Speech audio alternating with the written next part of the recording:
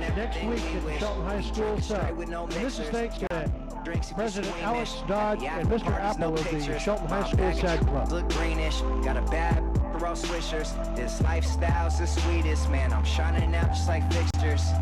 Yeah, built for my city. Everywhere I go, bro, I rep the bay. Yeah, tell you it's a pity, but hey, always got to say.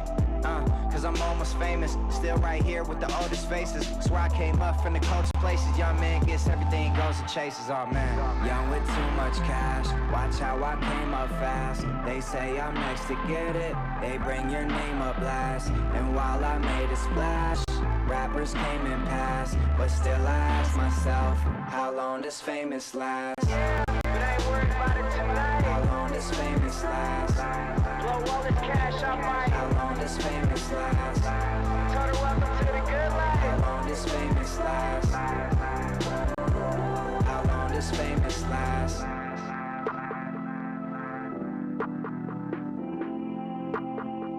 How long does famous last?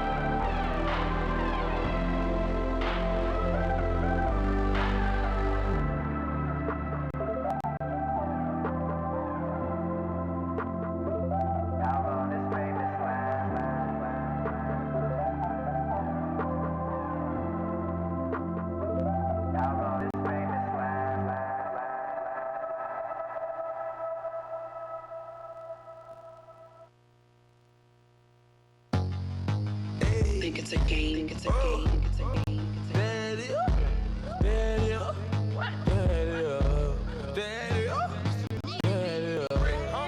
Walked in, 30,000 in my pocket, had them getting good just like, ooh. $50,000 on you want me, gotta scream it like, ooh.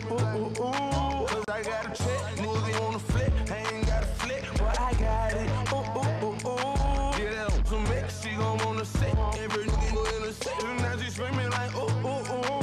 How much you make $2 million off of me, tell you, and I'm like, ooh. Ladies and gentlemen, our concession stand this year is sponsored by the Shelton Highclimber boys basketball team.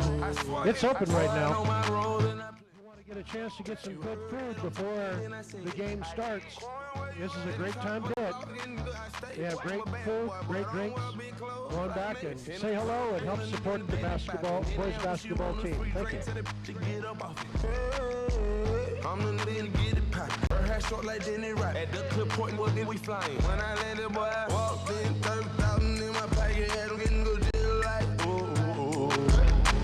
$50,000 on you want me, gotta scream it like, ooh. Cause I got a check, movie on the flip, I ain't got a flip, but I got it, ooh. Get that on some mix, she gon' wanna sit, every nigga go in the set, and now she screaming like, ooh. How much you make? $100,000 just in 2 days. I don't with looking cause they two-faced. I only with bitches for that toupee. These adventures, I ain't worried about no new. Know they be true, got a sack, and she always got my back. So I love that the most. I'm her big dog and she my cat, and she love it front or back. Call her green cause she on good. I wear glasses cause I know you moving. Watching they mad cause they cannot stop me. But stopping it not an option. I can't help it cause I got it. Don't wait time, I got it. Watch it, talking, roll it. I bought them, now I'm at the top. Started from the bottom, then I walked in, 30,000 in my pocket, had them getting good just like, ooh. $50,000 on you me, gotta scream it like, ooh. Cause I got a check, movie on the flip, I ain't got a flip, but I got it, ooh. Get that on some mix, she gon' wanna sit, every nigga go in the set, and now she screaming like, ooh. How much? $100,000. How much you made? $100,000. How much you made? Make $2 million off of me, tell you, and I'm rolling like, ooh. Hey, get that.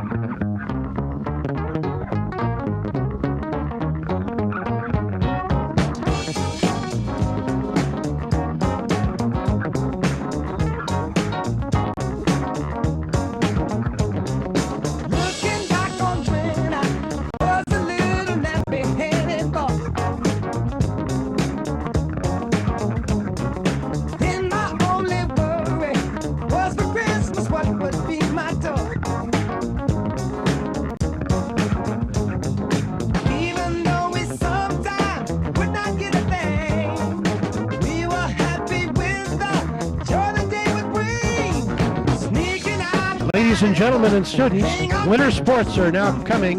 Bowling season starts November 2nd. Girls and boys basketball, wrestling, boys swim all start November 16th. Get your eligibility cleared through the athletic office here at the Shelton High School.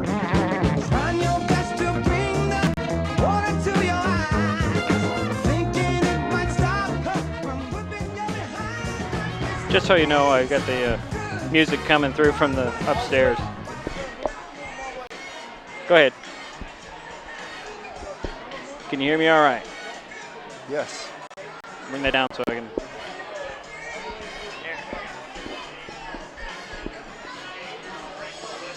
Okay, that should work. Yes, I can. Whoa, nice and hot. Nice and loud. I will stay off the loudness. So what I was talking about, when I go to commercial break, I'm going to do this. And then when I come back, I'll turn it on. So, for some reason, I can't figure out how to stop the mics when I play a commercial. I don't know why.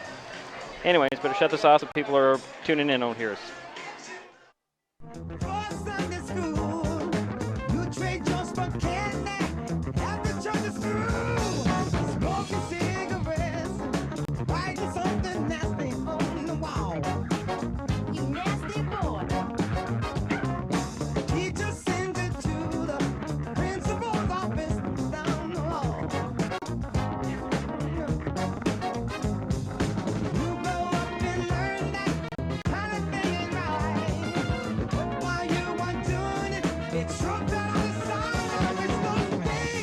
Ladies and gentlemen, at this time, I'm going to present to you our Shelton Highclimber Marching Band.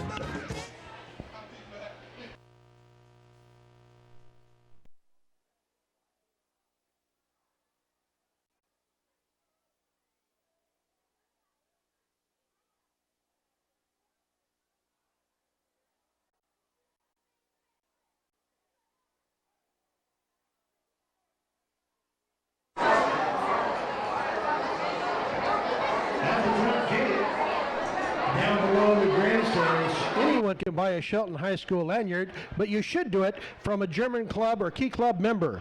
It's only $5, and they are Highclimber lanyards. And I want to thank you for your support.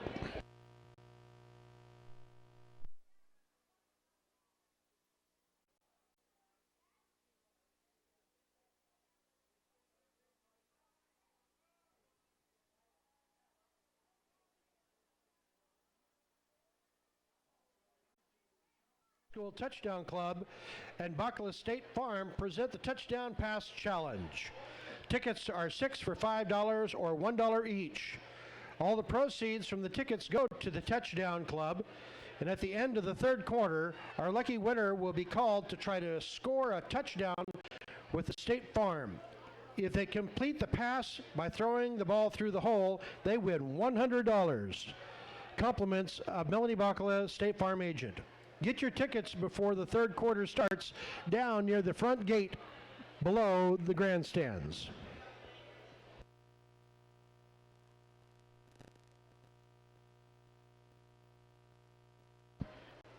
The Shelton Sad Club is sponsoring Red Ribbon Week here next week at the high school. The high school students can pick up their red ribbons during lunchtime during next week in the high school student union building. Wearing of a red ribbon means you will not use drugs when driving and will be drug-free. We want to thank the president of the SAD Club, Alex Dodge, and Mr. Apple.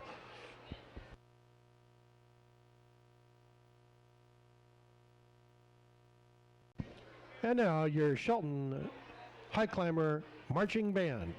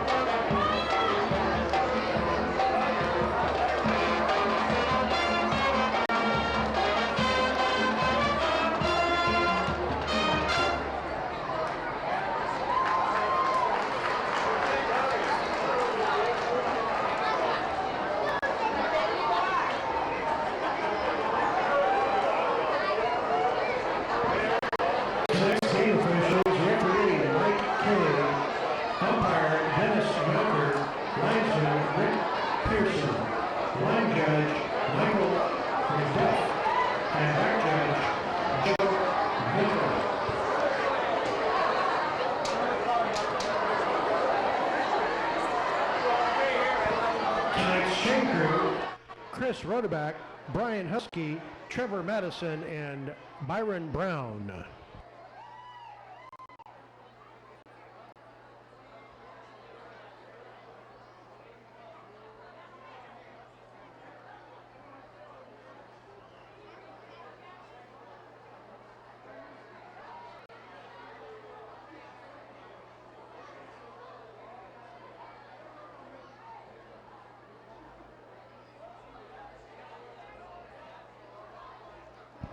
The starting lineups for the Thunderbirds on defense.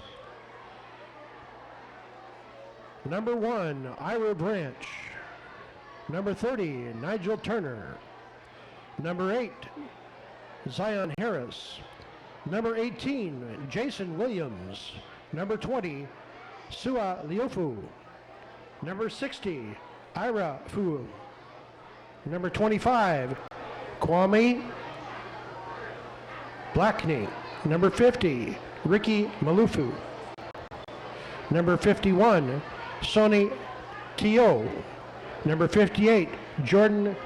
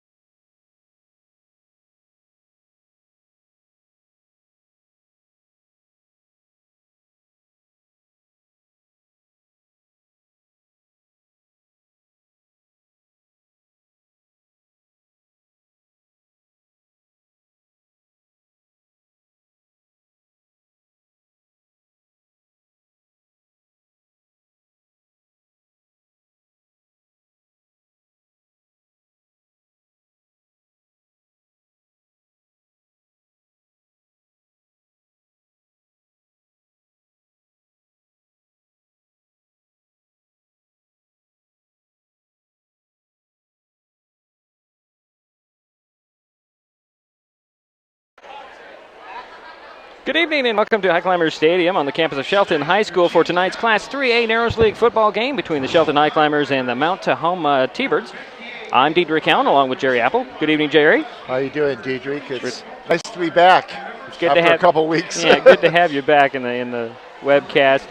Tonight we have a pretty special night. It's homecoming for the Highclimbers, and we'll be recognizing the 30th anniversary of the 1985 state championship Shelton High School football team. That will happen at halftime. Yes. And there's a reception wrapping up about right now in the sub. As you know, the Highclimbers are 4-3 on the season, 3-2 in the Narrows League. They're coming off what Coach Matt Hinkle says is as close to a complete game as they have had so far this season, a 38-21 victory over North Thurston last Thursday. As we head into the 8th week of the season, we see Shelton in 3rd place in the standings, tied with Central Kitsap at 3-2, but the Climbers have the tiebreaker with the Cougars, which puts tonight's game in a must-win category. On the other side of the field are the T-Birds, traditionally not a football powerhouse, and with a 1-6 record this season, it appears that trend is continuing. However, Mount Tahoma is improving and scoring more points as the season has progressed. They also always have great athletes, which has Shelton focused on tonight and not looking ahead. Specifically, Coach Hinkle told me that. Don't want to talk about playoffs right now. Can the Highclimbers take the momentum they have built in the past couple of games and continue to their rise, impress the capacity crowd, and earn the respect of the 1985 team? Or will the T-Birds pull out the upset and spoil Shelton's special night? We'll get the answers that is, to these questions in moments. It's high school football. The Mount Tahoma Thunderbirds at the Shelton Highclimbers next on MasonWebTV.com and Hood Canal Communications HCC.net. And we'll be right back with more from Highclimber Stadium. I admit, I did try another TV provider. It sounded like a great deal, but I quickly realized it wasn't. When I read the fine print, I was locked into a long-term contract with a huge cancellation fee. So I came back to HCC. They're more reliable, the service is local, and I save, bundling internet and phone with them too. And I'm a lot happier now. Great service from a local company. Stay with HCC. I admit. And we're back here at Highclimber Stadium. Diedrich Allen, Jerry Apple tonight for our webcast. And Jerry, I'm trying to figure out some things. Something pretty special happened last night. It was a parade for the homecoming. You were a part of the parade. Went from Olympic Middle School down K Street to Olympic High North, then to Wallace Neal, and up here to Shelton Springs Road, and then into the Highclimbers high school parking lot. Now, as I say, it was a very special thing. I have a little video of it that's been on our website for a while. But I wanted to talk to you first about your perception of being actually in the parade. Well, I had so much fun. I was in my little hot rod truck, and I was honking the horn all the time. I had two students with me in the front.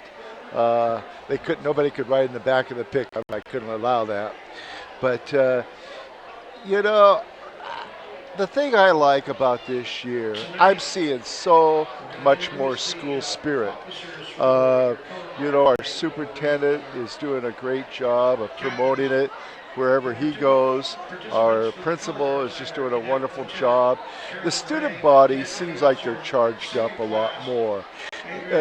I just see a lot more school spirit this year, and that was a perfect example last night. The band sounded so great, and the kids were having a lot of fun, yelling, and it was just a positive thing. I'm going to play the video here in a moment. I got to get it queued up, do a little quick editing on the fly, but it was a pretty cool night for me as a reporter. Starting from the beginning, rushing the back way to beat. I didn't beat the parade, actually. I cut through the parking lot to beat the parade to get the bus cutting the corner here. And let me see if I can't get this all queued up here.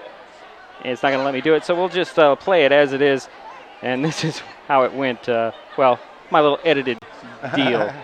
So enjoy.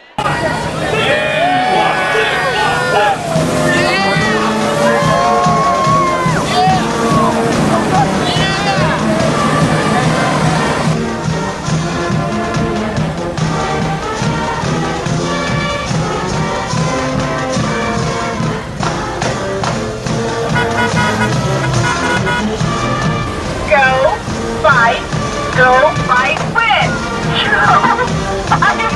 Go fight, win! Go fight, win tonight!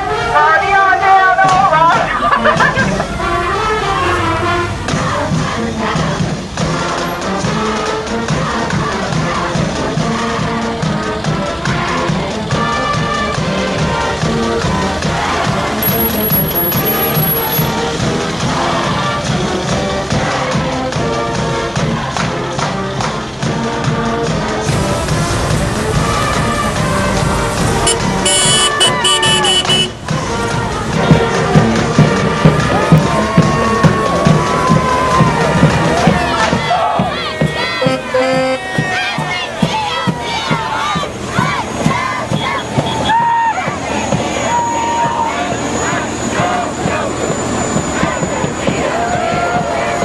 I'll tell you, I'm so proud to be your superintendent. I can't really put it in words. And this night's important. There's no question about it. But what's really important is tomorrow night. when people come to play in Shelton, they need to know one thing. They've got a fight on their hands.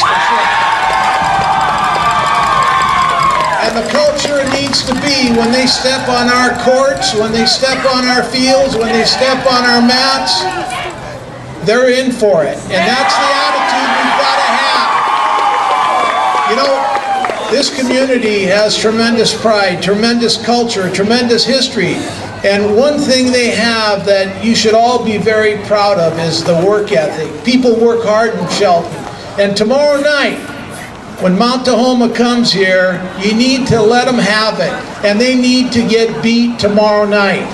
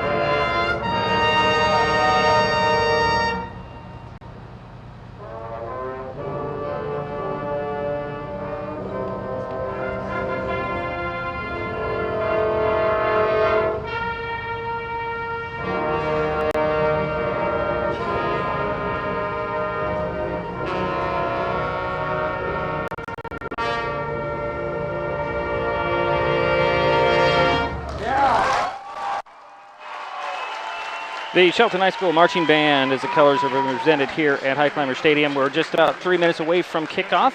Well, I'd like to say that the Highclimbers did win the toss, and they deferred to the second half, so that's usually the traditional way to go for. Yes, it is. For any high school team, actually any team in football, even the professionals in college. I mean, it's just the way to go. Yep. And I'm getting caught in wires, Gary, sorry. No. It's all right. Limited space here up in the stands, and then a very great turnout tonight. I don't think I've seen this many people in this stadium for quite a while.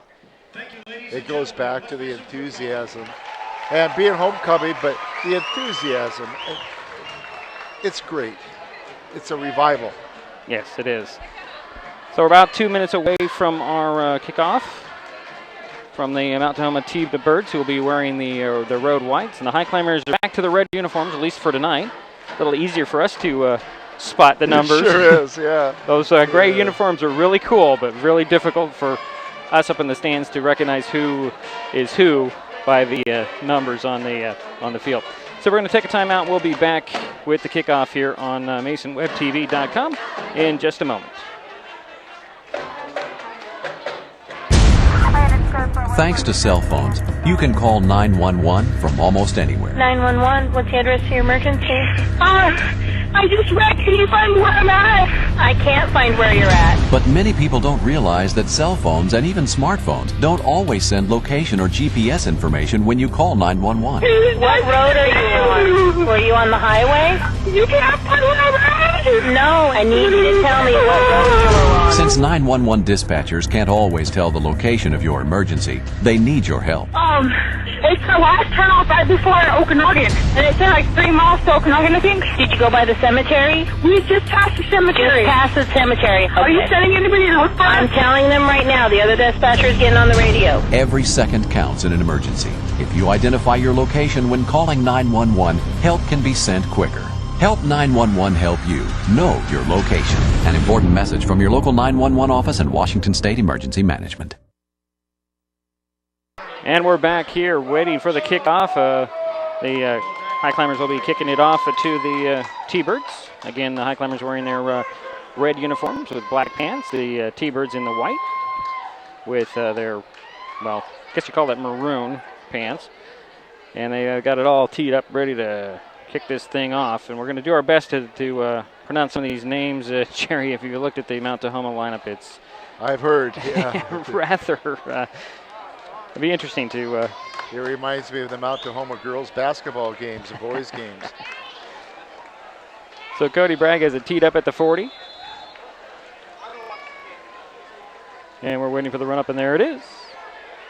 Game underway. Ball will be picked up about the 12-yard line and bring it up the sidelines and smothered right there across the 15, maybe the 17-yard line is where the T-Birds will start out their first drive of the ball game. So a good coverage by the Highclimbers, as usual. The tackle was made by, I believe, Skylar Russ. And number 6, Forrest Hunter, was in on the tackle for the Highclimbers. Forrest Hunter. So the quarterback for the T-Birds is Adrian Allen, I believe. Looks like he'll go out of the pistol formation, and just a quick little screen pass to the far side, wrapped up almost immediately, maybe a couple-yard gain. I believe Skylar Ross was the first guy there, and then a host of Highclimbers followed him. Brings up second down, and looks like a loss of about 3 on there. Yeah. So make it second and 13. The ball will be spotted right at the 15-yard line. First possession of the ball game for the Thunderbirds. They look like they spread things out, sending 3 receivers to the near side, 1 to the far side, and out of the shotgun will go Allen. Did a quick little handoff, busting it up for maybe 5. Didn't quite see who got the handoff. I'm going to think it's Anthony Jones. Or Malik. Okay, that was all wrong.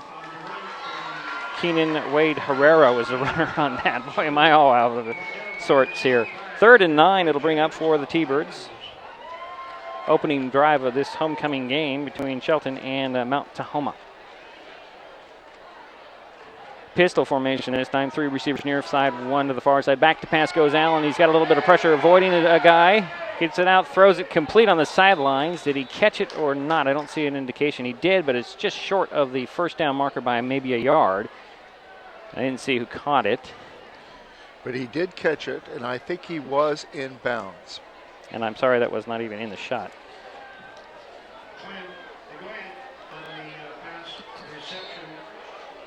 We'll do our best to keep these numbers straight for everybody. So it brings up 4th and 1. Spot the ball on the 39-yard line of Mount Tahoma. Allen will spread it out again. Out of the pistol, little mix-up there, and Allen had to avoid a rusher and got stopped short of the line to gain, and a loss on the play, and the Climbers will take over on the T-Bird 35. Short field for Shelton. What happened there is Allen went to his right, and the running back he was going to hand it off to went to Allen's left, and there was a miscommunication on that play. So Allen had to improvise and ended up not making the first down. The Highclimbers come out with good field position. A 1st and 10 on the T-Birds 35-yard line. Offset eye to the left, 2 receivers near side. Toss sweep to Colton Pollard. No, he's going to throw it. Got a man out there. Kyle Kimball, touchdown. Highclimbers right away. 1 play, 1 score. That's what we like to see. So that was Pollard to Kimball. Kimball, right. And it was a 35-yard pass. And the point after coming.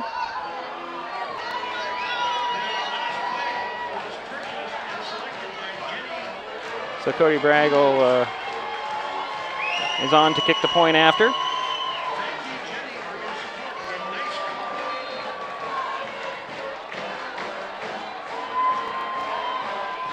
There's a snap, the spot in the kick. It's up. It is good. Tack on another. So 7-0 with 9:47 to go in the first quarter. Shelton strikes first on a big strike, first play, and they're on the board first. We'll be right back on MasonWebTV.com and Hood Canal Communications, HCC.net.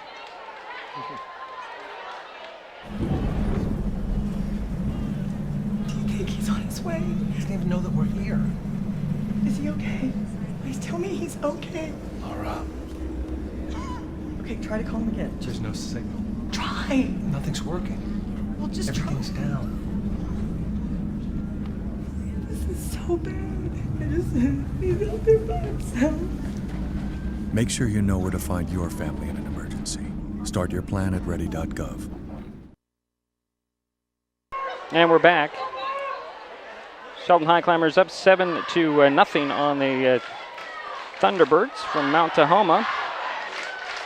One play, one touchdown, 35-yard strike. Colton Poller on the halfback pass to Kyle Kimball, and that's our score at homecoming. What a great start. So Cody Bragg has it teed up again at the 40. It's like we just did this not too long ago, Jerry. Yeah. Well, 5 plays ago. Well,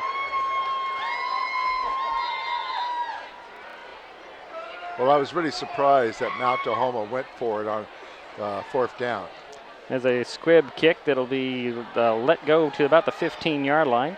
Runner out there picks it up, gets to the 30, and that's where he'll be swallowed under by some high climbers. About a 15-yard return and a 45-yard scribbling.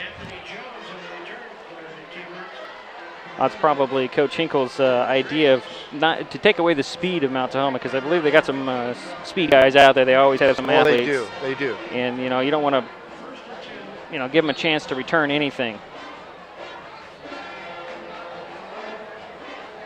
So the T-Birds come out. Allen will work out of the pistol, looks like. And he's got Keenan Wade Herrera behind him. 2 receivers near side, 1 to the far side. Hand off to Herrera. It's got a hole there. Kyle Kimball closes it. But a pretty good pickup for Herrera. Number 4, 5'10". Picked up about 6 yards by Herrera. Yeah, Kimball was the one that closed the hole. That'll bring up 2nd down, about 4. Clock is running, as you see. We are in the first quarter, 9:15 to go. 7-0 Shelton on top. Mount Tahoma with the ball. Pistol formation, 2 receivers far side, 1 near side. Handoff again to Herrera. He's going around the right side this time. Gets the first down, drug down just shy about the 43, maybe 44-yard line, depending on the spot. Looks like a pickup of about 7 yards on the play by Herrera. Is good enough for the first down. As you notice that the clock does stop while they set the chains, and then they'll start it up again. First down for Mount Tahoma. And now they'll wind that clock. Allen will send 2 receivers near side, 1 to the far side. Wade Herrera behind Allen. High snap, hands it off to Herrera. He'll dance his way around the right side and might have got a yard.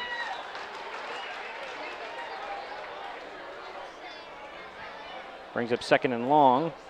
Yep, they're going to give him a yard. Ball up to the 44-yard line.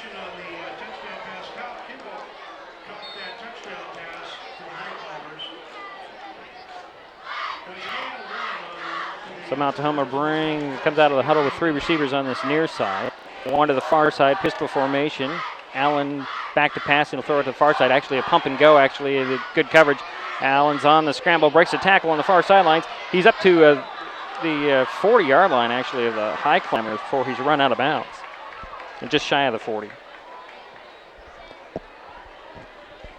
16-yard run by the quarterback. I think things broke down pretty quickly. The high climbers had that covered pretty good, and Allen just decided to pull it down and run. And he weaved his way in for the first down. Second first down for Mount Tahoma this drive. So the clock did stop at 8:10 to go in the first quarter as he ran out of bounds. It's like the same formation, sending the 3 receivers to this near side, the bottom part of the screen. Pistol formation, 1 to the far side. Herrera behind him. Allen going to the far side with a pass. Overthrew everybody. And I think it was intended for number 8. If I'm right, it's Zion Harris. Double covered by the Highclimbers there. So second down for the T-Birds. Number 3, Gabe Reyna was yeah. on the coverage, and there was one other player on the coverage there. Well, one of the safeties probably came over. Michael Hackler or... Probably Hackler. Yeah. More like good coverage. So pistol formation again with 2 receivers on the near side. A handoff goes to Herrera. He'll power his way straight ahead and get about 5. Wade Herrera is 5'10", 210 pounds. He is a senior. He's made 3 runs so far of 6, 7, and 5. Brings up third down and, well, looks like a long 5. Yeah. Probably. Looks more like 6 to me. I would agree. So Allen go out of a long pistol formation. 3 receivers near side, 1 to the far side. Wade Herrera behind him. Back to pass he goes. Takes a big drop, setting up the screen and overthrew his intended target as Wade Herrera brings up 4th down. Climbers are just blowing past the coverage. It was a good idea on the screenplay. It was catchable, the pass. Yeah, Dylan Graves there with a big couple of arms up made it a little hard for Allen to see his target. That's another reason he missed that. Yeah. Brings up 4th down. We'll call it 6. Ball's on the Highclimber 38, 39-yard line. 2 receivers on both sides, and the pistol formation again for Allen. Back to pass he goes. He's looking to the left. He's going to the right with a long ball. So you got a guy there. Nice defense knocking away is number 21, Donnie Lemmert, with a good defense, and it brings up over on downs. Actually, the Highclimbers get the ball. Nice defense, just a big old paw up there. Also out there on the coverage was Michael Hackler. So good, yeah. Good coverage. Looks like the Highclimbers on defense are going to get their exercise running after some of these receivers, Jerry. But the nice thing is they've got 2 people on every pass play so far in their coverage. That's good. Geraldus will go under center, hand it off to Pollard. Pollard. Yeah, Pollard has got a big breakaway inside the 30-yard, or actually the 40-yard line, near the 38-yard line. Nice run for Colton Pollard. Pretty much the offense from last week. 23-yard run by Colton. And if you're wondering where Willie Ruiz is, he was a little banged up in that North Thurston game, so he's on the sidelines. Really the only injury that the Highclimbers have at this point in the season, which is good news. Is he able to play tonight? No, he's not suited up. Suited up, okay. But I think they just want to give him some time to rest. The handoff again to Pollard. Pollard, a little stutter step at the line of scrimmage, still powering his way near the 30 before he's pulled down, about a couple yards shy of the first down marker. I really like Colton's running. Well, and last week, what did he have? 4 touchdowns? Yeah, 4 touchdowns. He was the guy. And I did talk to Coach Hinkle earlier in this week, and I asked him about, to me, watching him run, he never seems to get in that highest gear. And Matt didn't really agree with me or disagree with me. He says, I don't know. I don't think we've seen it yet. He's good at picking his hole.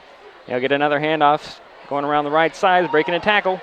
Gets the first down to the 20-yard line. Just shy of the 20, it looks like. Give him 11 yards on that. Yeah, 11 run. yards, and that is the second first down for the Highclimbers. Both of those picked up by Pollard. Second first down, and they've only had the ball twice. Yeah. And they lead 7-0.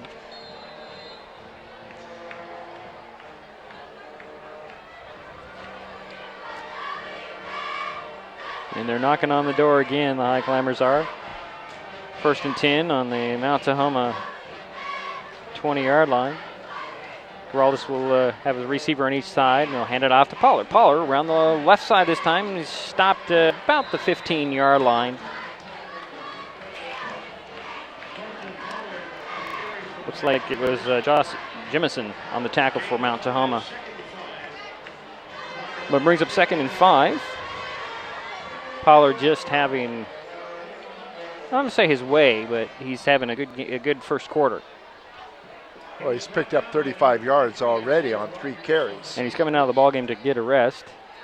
Offset I for Geraldus and company, a receiver on each side. And the handoff will go to a different back who just powers inside the 20. Not sure who that was, Jerry. But it's good for another first down. I believe that's... I think it's Isaiah Stewart on the run. A 10-yard carry. No, I'm sorry. That was not Stewart. It was 28,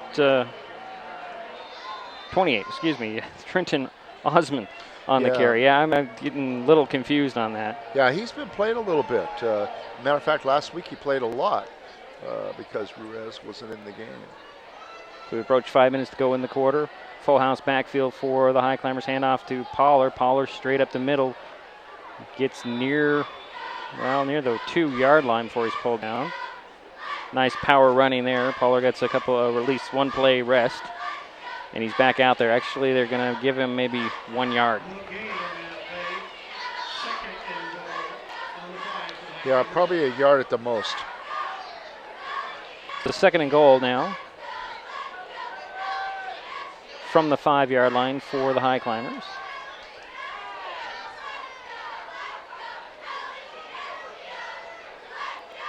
Hand off to Pollard. No, it's a pass, and just off the hands. And I'm trying to see who was that intended target there. Skylar Ross? 22. Pass is intended for Willie Williams at 23. Highclimbers incomplete, bringing up 3rd and goal. I think it was 22. Jerry Stewart, Isaiah Stewart. Okay. Incomplete, brings up 3rd and 5 from about the 5-yard line.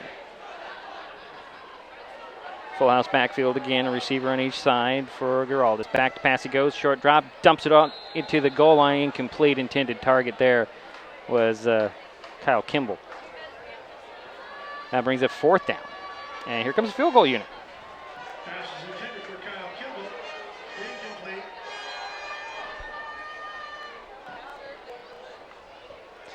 So it looks like Cody Bragg will be on to kick a 23-yard field goal.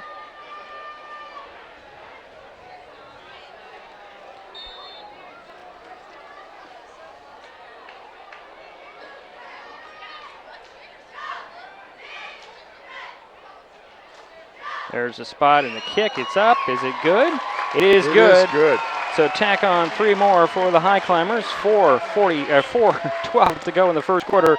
Shelton Highclimbers up 10-0 on Mount Tahoma in homecoming.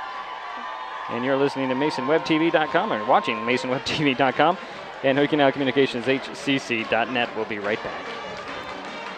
So I've come up with a family emergency plan. Great. What is it? It's difficult to talk about, so I'm not telling you. How will we know what to do? You won't. I'm so glad I won't have to remember anything. And me too. Thanks for this, sweetie. Talk to your kids about who to call, where to meet, what to pack. Visit ready.gov/kids for tips and information. And we're back at Highclimber Stadium at 10-0. Shelton Highclimbers on top of the Mount Tahoma T-Birds. And the Highclimbers are teed up to kick it back to the T-Birds. And Cody Bragg is considered one of the best field goal kickers in this area. He is certainly establishing that. And we joke about the importance of, we don't joke about it, but I know when you know that there is a great importance to a good kicker, especially in the high school levels, because you don't expect that. No. And Bragg has it to teed up at the 40.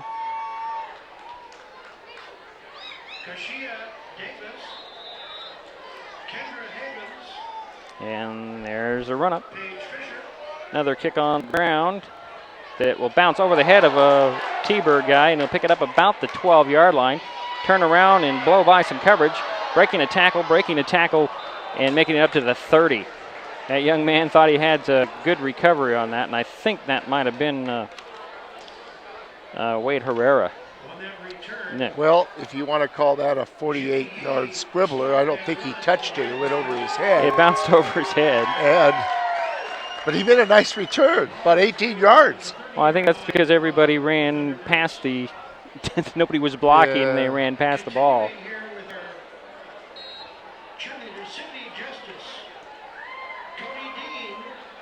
So the T-Birds will start out on their own 31-yard line, it looks like. And it looks like it'll be a pistol formation with two guys behind him and a handoff to Wade Herrera coming right at us, trying to cut up at the numbers. And he's tackled, looks like Brandon Young with the tackle there. After a short gain, give him 2 yards.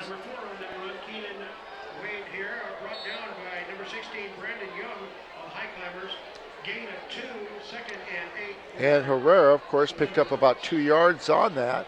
And that makes it 2nd and 8 for Mount Tahoma. Pistol formation again for the T-Birds and a receiver on each side. Guy right next to Allen and a guy behind him. That's Wade Herrera gets the handoff, and he's just blown up right at the line of scrimmage. And coming up with the ball is Colton Poller, and he's going to run with it. And there's the referee say he was down. Colton Poller came out of the pile with that ball. And they're going to say it stays with the T-Birds. Yeah. But a good stop, and actually Wade Herrera got a yard out of that. I don't know how, because the high climbers were all over him almost at the point of exchange. Maybe that was when the ball popped out. But a good heads-up thinking by Poller, kind of like Wilson last night in the game, thinking everybody thought the play was dead. Allen will spread things out, go back to pass, looking to the near side. Got a man there. Overthrew him, incomplete. Number 9, Evan Rhodes on the coverage. Intended target there was number 83. It was Luke Byrne, the intended target on that pass. So it brings up 4th down, and it looks like the T-Birds are going to punt it away. And I'm guessing it's going to be Skylar Ross back to get it deep. Or is it Poller? Snap on target. High kick that kind of rolls end over end. It'll hit at the 40 and drop down. And, it hit a high climber player, I think. Nope, it did not. Looked like it hit the foot of one of the high climbers. But it was downed by the T-Birds about the 32-yard line. So kind of a break. It looked to me like it was hit the foot of a high climber on coverage. 34-yard punt. Yeah, that would not have been good. No, not. The high climbers do have the ball. They have a 1st and 10 on their own 32-yard line. Geraldus will go under center, offset eye to the left side, 2 receivers to the left side, the far side. Poller is the man. They'll hand it off to Osmond. Yep. And he'll go straight ahead for maybe 3. It's just across the 35. It's a quick hit for the high climbers. Skylar Ross running into the ball game, and going out is Dylan Graves. Gain of what? About 2, 3? 3. 3, okay. So 2nd and 7. We're under 2 minutes to go here in the first quarter. 10-0 is the score. Handoff goes to, I believe that's Pollard. Yeah, it is Pollard. And he'll get the 1st down, going around the left side. Gain of about 10 on the play by Pollard. Mark the ball at the 44-yard line, 1st and 10. And that's the 5th first down for the high climbers. Mount Tahoma has 2 first downs.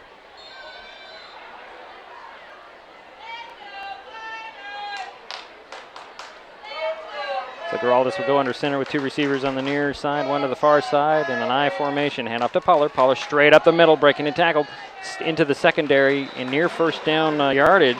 Yeah. Give him 9, if not 10. Let's see where they mark it. It does depend on the spot. It's going to be very, very close. I think they're going to come up just about a foot short. Yep. So give him 9. We'll call it 2nd and 1.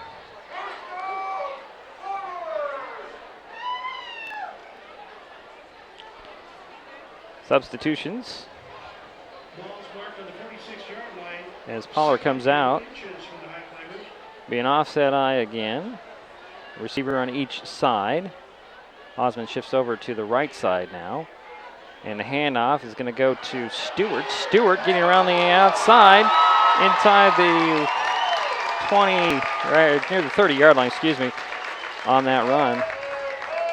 So a 16-yard carry by Stewart. Yeah, Isaiah Stewart is a sophomore, 5'10", 163. 6 first down. It's some playing time here. The call spotted at the 31-yard line. 1st and 10 for the High Climbers. Under a minute to go here in the first quarter. The High Climbers lead 10-0, and they are threatening again. Well, they're the 30. Had a first play from scrimmage for the High Climbers with a 35-yard TD pass, so they can score from just about anywhere. Offset eye to the left this time. Quick little screen out, caught by Reyna. Reyna breaking tackles up the far sideline, and he's going to get into the end zone. Nope, just shy about the 2-3 yard line, but a good effort by Gabe Reyna on that screen, the bubble screen for the receiver. 1st and goal for Shelton. Gain of about 28 on that pass play to Reyna. So Kimball and Reyna will come out of the ball game.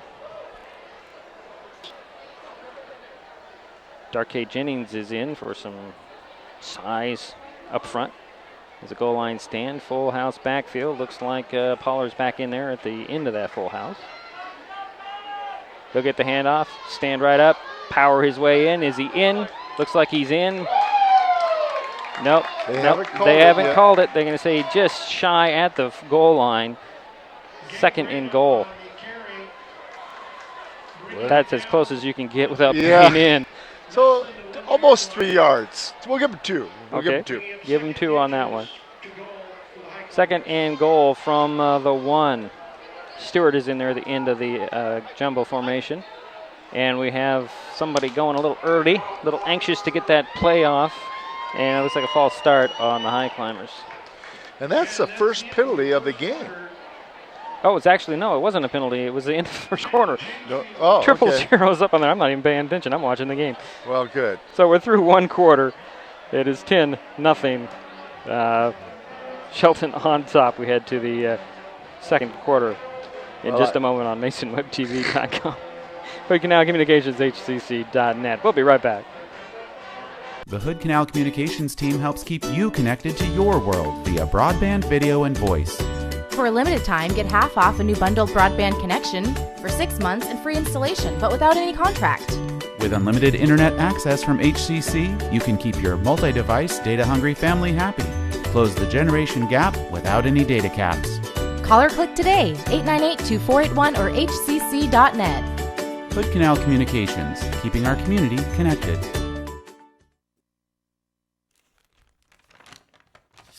I admit, I did try another TV provider. It sounded like a great deal, but I quickly realized it wasn't. When I read the fine print, I was locked into a long-term contract with a huge cancellation fee. So I came back to HCC. They're more reliable, the service is local, and I save, bundling internet and phone with them too. And I'm a lot happier now. Great service from a local company. Stay with HCC. And we're back, waiting for the start of the second quarter. A 2nd and goal from the 1 yard line for the High Climbers here. It starts second quarter. I thought it was a penalty because I saw a couple of guys jump up and the clock had run out. They're more aware of what's going on than I am. Hey, Diedrich, there was no penalties in the first quarter. That's cool. That's good. So the jumbo formation for the High Climbers now with a 2nd and goal from the 1. A handoff. I believe that was Pollard, or is it Stewart? It looks like Stewart on the carry. Comes up just short. Maybe got half a yard on that one. Brings up 3rd down. And here comes Colton Pollard to get Stewart. 3rd and goal from inside the 1. In that jumbo formation for the High Climbers. Geraldus under center.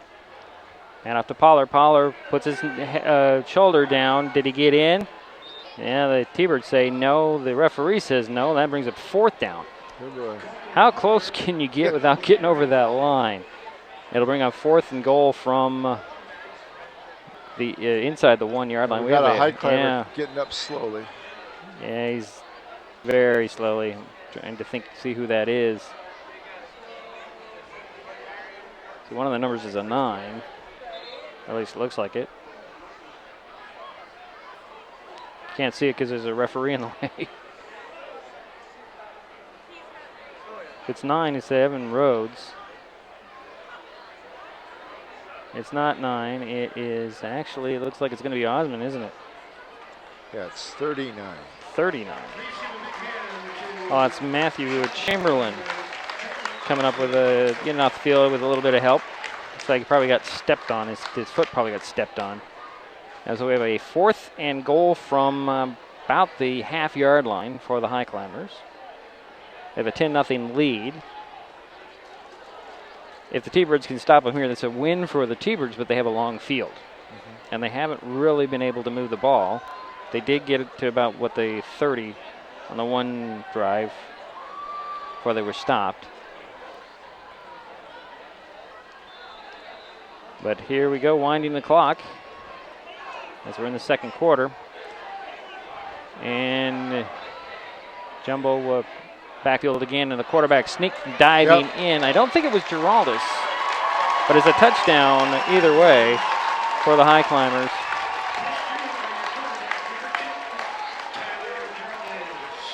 I thought it was somebody else under center because I thought I saw 10 in the formation, but it might have been Giraldus. I did hear Giraldus. Yeah, I think you're right. Might have saw a 16 in the formation. So on to kick the point after, Cody Bragg. Now 16-0 with 11:05 to go here in the 2nd quarter. I'm sorry, 16, not 17. I'm getting ahead of myself. There's the snap, the spot, and the kick. It is up. Looks good. It is. So we'll tack on that other one. 17-0. Shelton on top of Mount Tahoma. 11:05 to go here in the first half at homecoming. And we'll be right back here on MasonWebTV.com and Hood Canal Communications HCC.net. So who's going to do what? I'll pack the dead batteries. Great. I'll only put what I don't need into a duffel bag. Perfect. That's totally unhelpful. No problem. Meanwhile, I will try to comfort everyone by speaking in a calm voice. And who is going to handle supplies? I can forget to do a list for us. Thanks, pal. We couldn't be any less prepared. I'm proud of you guys. Talk to your kids about who to call, where to meet, what to pack. Search Ready Kids at nyc.gov or call 311. And we're back waiting for the kickoff as the Shelton Highclimbers added to their lead. Is now 17-0. 11:05 to go in the first half. And the Highclimbers are out there to kick it back to the T-Birds.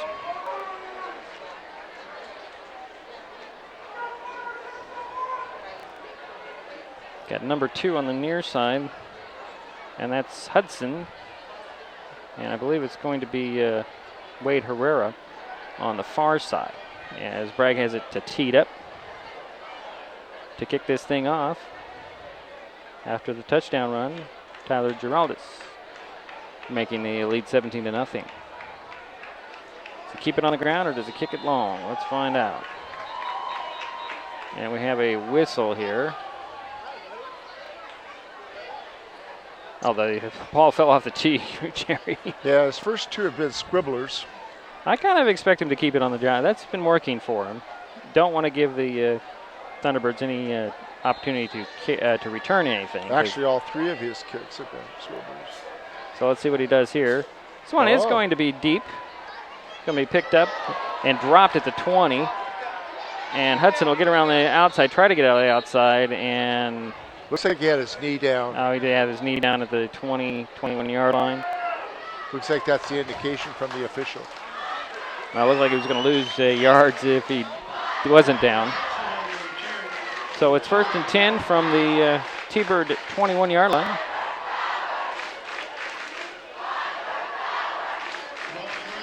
Balloons being floating away from the cheerleaders down below.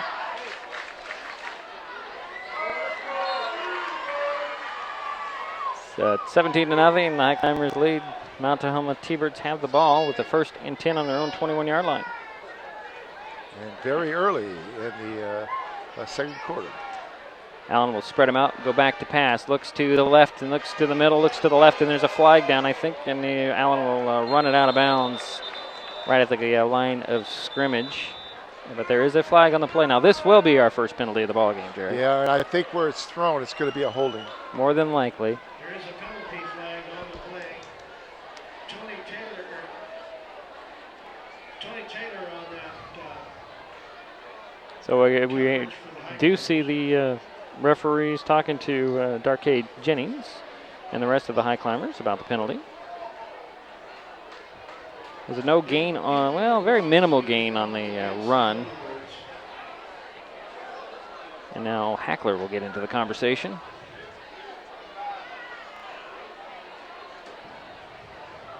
It's always one of those discussions. Do you take the penalty, or do you take you push them back 10 yards and go back to 1st and 20 rather than maybe a 2nd and 10? I hate to second guess the coach, but I would.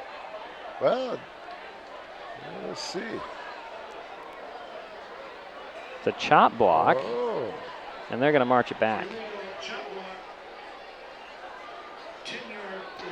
So that'll be 1st down and 20 from the 10-yard line. 10-yard penalty. Wow. So 1st down for the T-Birds. Allen will spread them out with 3 to the far side. Back to pass, looking to the near side. It's thrown in the middle and incomplete. Off the hands of the intended target, and that's number 83, Luke Byrne again. And it looked like number 20 was on the coverage, and I think maybe 20 might have knocked it out. Yeah, Skylar Ross, and I think Kyle Kimball was in front of him jumping the route as well. Yeah. High Climbers are pretty much locked in on this Luke Byrne. He's a big target, 6'1", 170 for the T-Birds. It's been two people on each coverage, each pass play. So the clock is stopped with 10:42 to go in the half. 17-0. Shelton on top of the T-Birds, who have the ball on their 2nd and 20 on their own 10-yard line, and a handoff will go to Herrera. He'll try to get around the outside on the left side. Looks like he might have got 5. Yep. Bringing up 3rd and 15. So the decision to take the penalty yards is working out pretty good for the High Climbers. Yeah.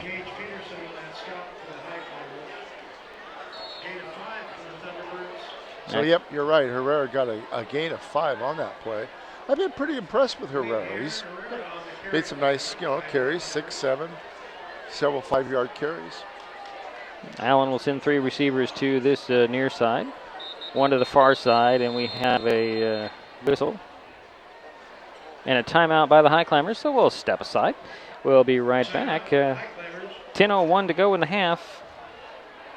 Shelton 17, Mount Tahoma nothing. We'll be right back here on MasonWebTV.com and Hood Canal Communications, HCC.net. Hood Canal Communications, keeping our community connected. Find the right solution for your business with Hood Canal Communications. We offer business phone service and systems, broadband and networking, cable TV, and digital music. Find the right fit for your business, and together we'll grow. Call or click today, 898-2481 or hcc.net. Hood Canal Communications, Mason County's premier communications service provider. So timeout by the High Climbers. It's a 3rd and 15 for the T-Birds on their own, it looks like 16-yard line. Well, so far, Shelton has completed 2 of 4, and Mount Tahoma has completed 2 of 7 passes. So Allen will go out of the shotgun again. Looks like the same formation with 3 receivers on the near side, 1 to the far side, and a pistol formation.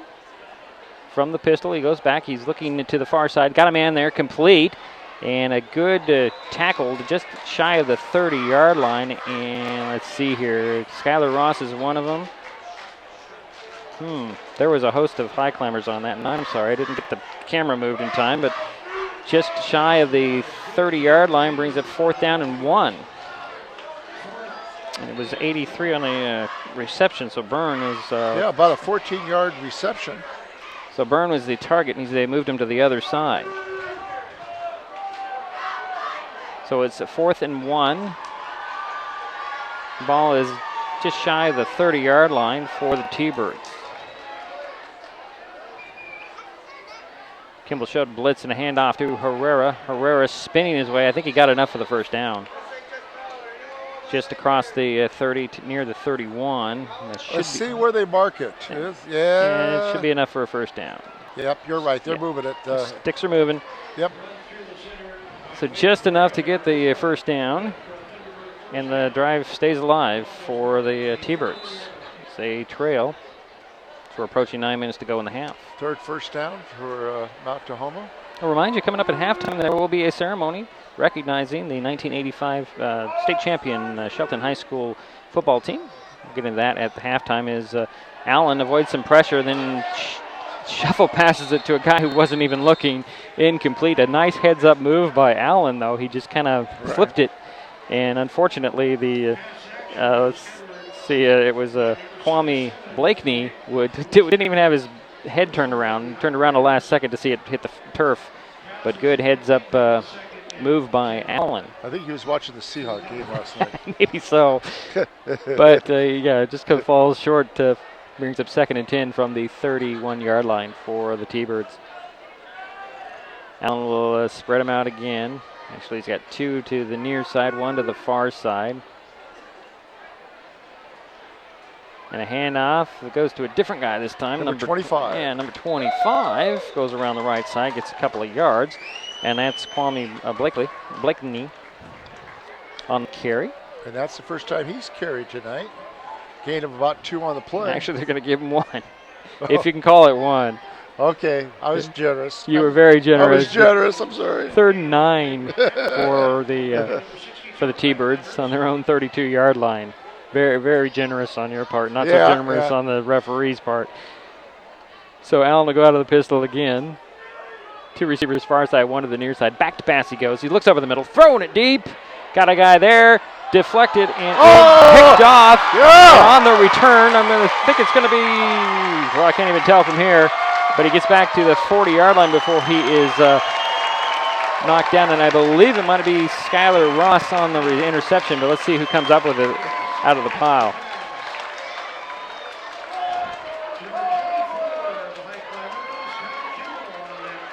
So 34 is here. Kimball deflected it, and I believe coming up with it for the Highclimbers is going to be Gage Peterson, if I read that right. So Kimball, number 24, deflected it. Peterson, number 34. And that's the first turnover they gave. And the Highclimbers are in business on the Mount Tahoma 40-yard line. 1st and 10. Offset eye, handoff to Pollard. Pollard getting around the left side, stumbles. Still on his feet, though. Got to the 35 before he's pushed back. And give him 4, maybe 5, depending on where they spot the ball, Jerry. I'm going to call it 2nd and 6 at the 36-yard line. Gain of 3.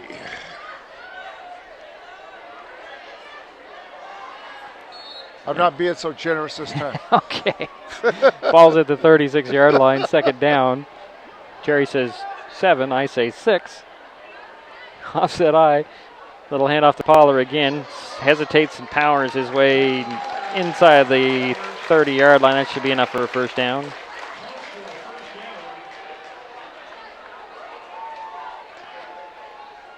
Boy, what a 9-yard carry.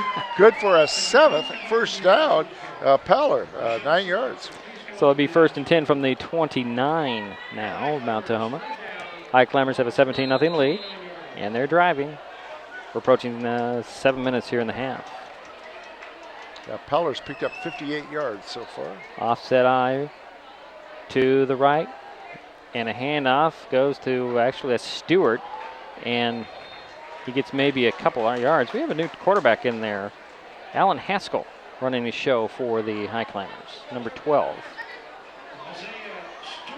6-foot senior, 177. Stewart got maybe a yard, Jerry. Yeah. 2nd and 9 from about the 28.5. Yeah, definitely will give him a yard. So 2 receivers far side, Rena and Ross. 1 to the near side, that's Kimball. Standard I formation for the Highclimbers. Handoff goes to, I believe it's Pollard. Pollard straight ahead. I say, yeah, it's Colton Pollard. No, it's Stewart. I say Stewart. Yep. That 2 is throwing me off. I see 2. I think it's Colton, and it's Isaiah is a 22. And a gain of probably about 2 on that one. Called 3rd and 5 from the 25-yard line. So we're under 6 minutes here in the half. 17-0 Shelton on top. And the Highclimbers have the ball.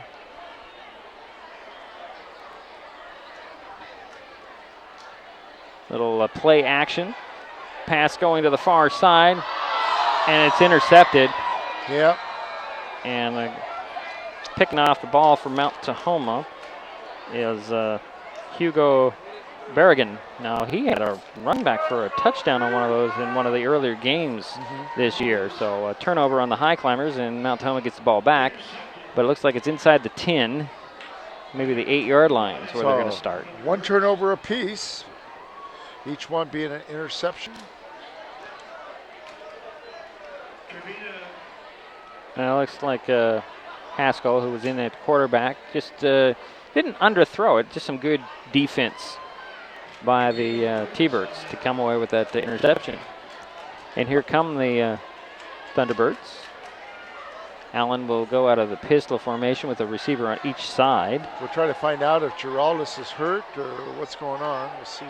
And a handoff in the middle, and no go there. Good swarming defense at the line of scrimmage for the Highclimbers. I think that was Wade Herrera on the carry again. Loss of 2 on the play. Brings up 2nd and 12. Ball back at the 5-yard line for Mount Tahoma.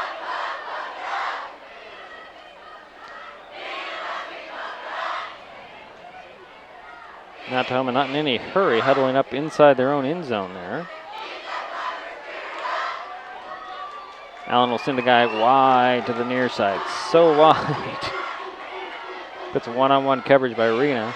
Pistol formation, back to pass. He goes in his own end zone. He'll step up. There's a flag on the play. Slips a tackle. Slips another tackle. And it looks like Kyle Kimball is the guy who stops him at the 10. But there is a flag on the play about the 5-yard line. Holding probably. Again. We'll see what the call is. Usually it is. Usually it is.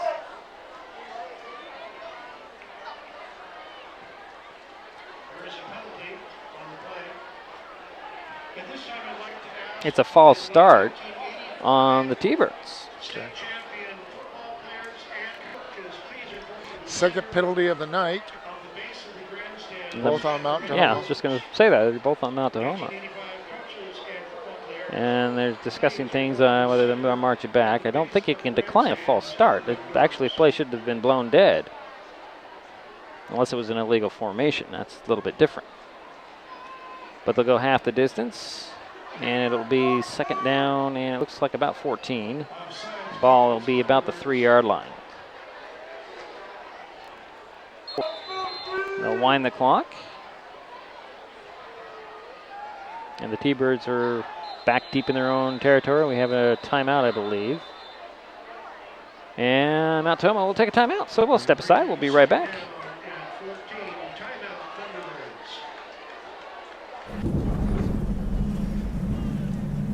He's on his way. He doesn't even know that we're here.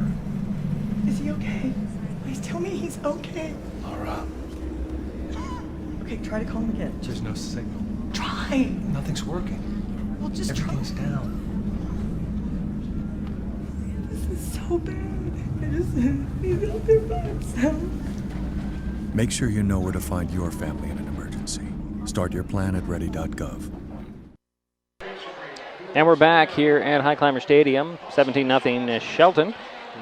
As you see, 4:32 to go in the half, and the Highclimbers are on top of the T-Birds. T-Birds have a 2nd and 14, and the ball is on their own 3-yard line. Each team is allowed 3 timeouts per half, And so far, we've only had 2 timeouts, 1 per each team. And it looks like Allen will spread them out with 3 receivers on this near side, 1 to the far side. He'll go from the pistol, standing about 5 yards deep in his own end zone. Snap on target, and a blitz on the way, but they'll throw it out. Allen got it away and incomplete, and it looked like the guy he threw it to was ineligible, but his real intended target was Keenan Wade Herrera. Trying to set up a screenplay. And a good blitz on, and untouched. I didn't see who that was. Just forced him to throw it early. So that brings up 3rd and 14 from the 3. T-Birds will spread it out again. Looks like we got 2 receivers on the far side and 2 on the near side. From the pistol goes Allen. Herrera's next to him, and back to pass he goes. Over the middle, throwing it. Got a guy down there and almost intercepted. Overthrew the intended target, and Gabe Marina almost came up with another pick for the Highclimbers. Yes, he did, yeah. But incomplete, and brings up 4th down. And you know the T-Birds are going to punt from their own end zone. And I would imagine that if you're the Highclimbers, you go after this. Definitely. And looks like Colton Pollard will be the guy to go back and receive it. Looks like he's going to stand about his 25, 30-yard line.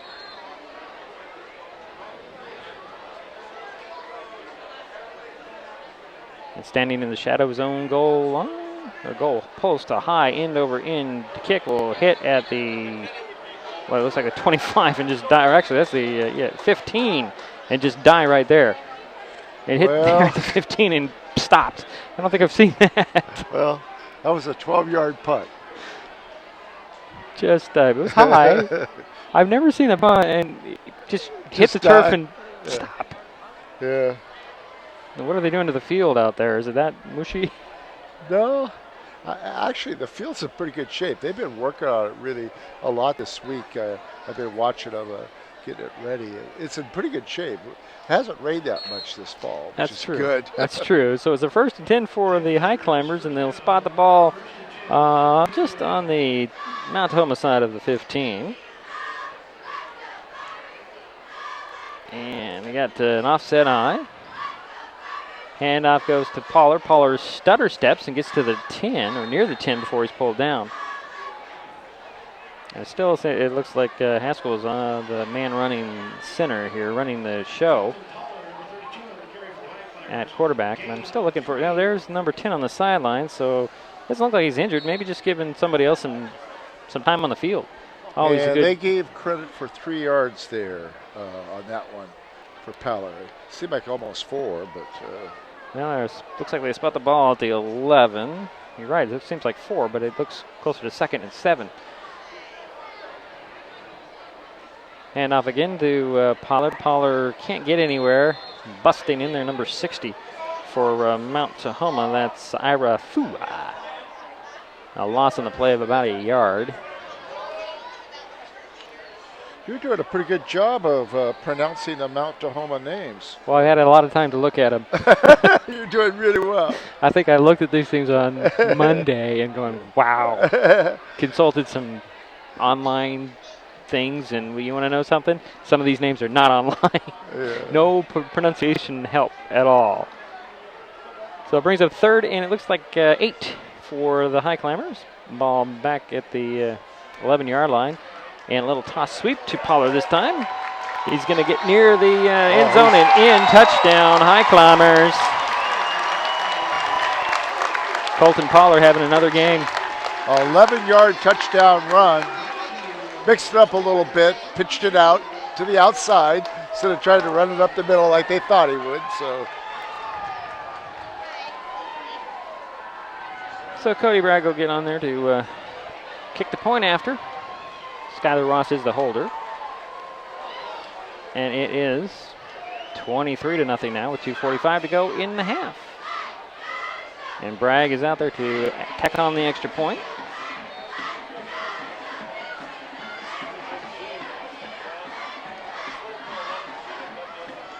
There's the snap, the spot, and the kick. True, perfect, it's good. And that's the 3rd point after attempt. 3 for 3 plus a field goal. Wow. So it's now 24-0. Shelton on top of Mount Tahoma. 2:45 to go in the half.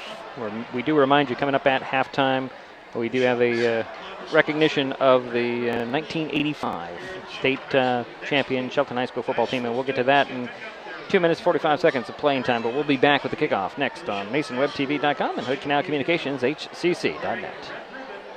Hood Canal Communications, keeping our community connected. Find the right solution for your business with Hood Canal Communications. We offer business phone service and systems, broadband and networking, cable TV, and digital music. Find the right fit for your business, and together we'll grow. Call or click today, 898-2481 or hcc.net. Hood Canal Communications, Mason County's premier communications service provider. And we're back waiting for the kickoff here. You know, speaking of traditions, the cheerleaders used to do a push-up for every point. Now they're doing jumping jacks. Well, I got 24. Can you do 24 push-ups, Jared? Could I do 24 push-ups? Well, yeah, I would give it a shot. I can't do 24 push-ups. So give them a break, okay? Even on my knees, I don't think I could do 24 pickups. Okay. Push-ups. Just give them a break. I mean, they're young ladies. Remember that. I'm going to go work out tomorrow and see if I can do 24. Okay, I'll let you know, okay? Cody Bragg kicks it end over end kick that will be taken at the 15. And gets up to the 22-yard line before he's pulled down. And I'm trying to see who that was. I think that was Herrera on the return. And the T-Birds will start out on their own 31-yard line. It looked like 22 was pulling him down. So, and Isaiah Stewart, I think. Getting some playing time. Looks like a lot of the younger players are getting some time on the field tonight. We've seen Stewart out there. You had a new quarterback. Well, actually, Alex Haskell is not. He's a senior. 6 foot, but not your usual starter, but getting some playing time either way. Some experience on the field. Empty backfield for Allen. He'll send 2 receivers far side, 2 receivers near side. And he'll have to call a timeout. I don't think the back was there like he should have been. So a timeout has been called, and we'll step aside. 2:39 to go here in the half. 24-0. Shelton on top. We'll be right back.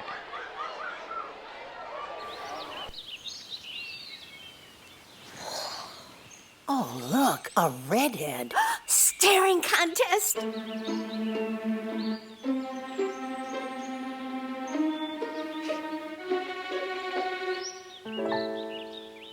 You still got it. I know. Come alive with the forest. The dad was cute. You were looking right at us. Visit discovertheforest.org to find a forest near you. And we're back here at Highclimber Stadium. And 1st and 10 for the T-Birds. Had to take a timeout because the wrong personnel was out there. I think they were missing a player. And now they got 3 receivers far side, 2 to the near side. And Allen will work with an empty backfield. Back to pass he goes. Throws over to the near side. It's complete. A little screen pass. And still fighting his way is... number 80. Boy, yeah. Hard to bring him down. Celio Tualulu. And I hope I'm getting very close to that. That's a difficult name. A first down for the T-Birds, though, at the 44-yard line.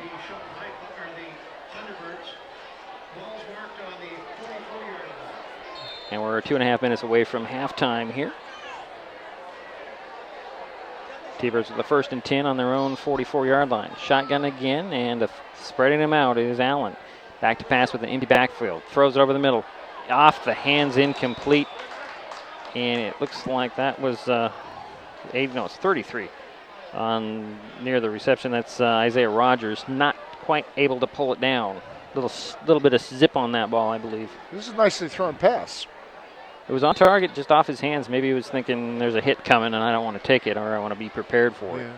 And he dropped the ball or couldn't pull it down. So, Allen to go with the 2nd and 10 from the 44. Out of the shotgun again with an empty backfield. Back to pass he goes. Throws it over. It's complete. And a nice little comeback move. On the reception there was Sua Lufa on the reception for the T-Birds and a first down.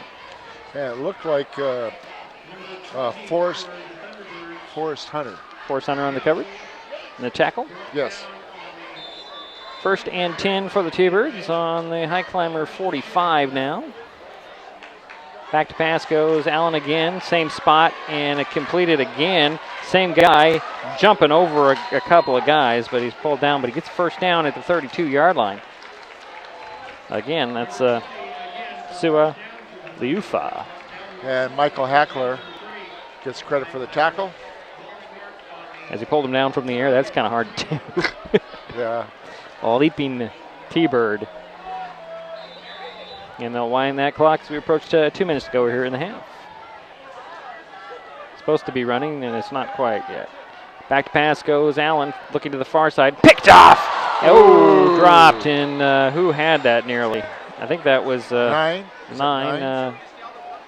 Yeah, that's going to be Evan Rhodes jumping that pass incomplete. He had an open field. Oh, he did. He probably saw a lot of green and didn't quite secure it. Yeah. It was almost thrown right to him. He jumped that pass. A nice anticipation. Yes, he did. Brings up second down. And a 10 from the 32-yard line. And Mount Tahoma's had some success on this drive. They've had completed 3 out of their 5 passes. This empty backfield shotgun formation is working for the T-Birds right now as they're sending pretty much everybody out. And here goes Allen looking for a screen. There's a pump. He had to step up from the pressure. He's going to go to the far side, being chased and run out of bounds near the first down marker. Coverage was excellent for the Highclimbers, and the pressure was coming, and Allen had nowhere to go but to run. But he picked up about 10 yards. Yeah, looks like enough for a first down. Yeah, 7th first down for Mount Tahoma. Got out of bounds and stopped the clock at 1:53.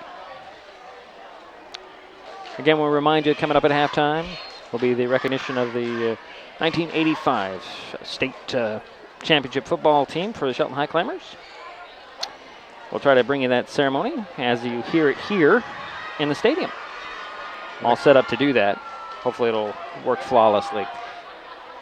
So again, Allen will spread them out. 3 receivers near side, 2 to the far side. Hash mark far side, shotgun, empty backfield. Back to pass he goes. A couple of steps, throws over the middle, knocked away. Beautiful defense on that. And I think that's Skylar Ross. That's Skylar Ross knocking that pass away. Yeah, nice coverage. Nice. Got right in front of the receiver. Knocked it down. That was Siloe Tialulu, 6'3", 220. Skylar is 6'1", 166. So that's the 17th pass attempt by Mount Tahoma. So it brings up 2nd and 10. Ball's on the 22-yard line of Shelton. Like we said, they're staying with this empty backfield and this spread formation. Back to pass goes Allen with 3 steps drop. He's going to go to the guy is catching it on the sidelines. It looks like number 29. They're going to call it complete. Let's see. Yeah, they are. Yeah, Hugo Berrigan on the reception. Nice timing pass, right on the money. The defender never had a chance because he was looking for him to run to the end zone. And they have to have both feet in, right? 1 foot. 1 foot. One foot.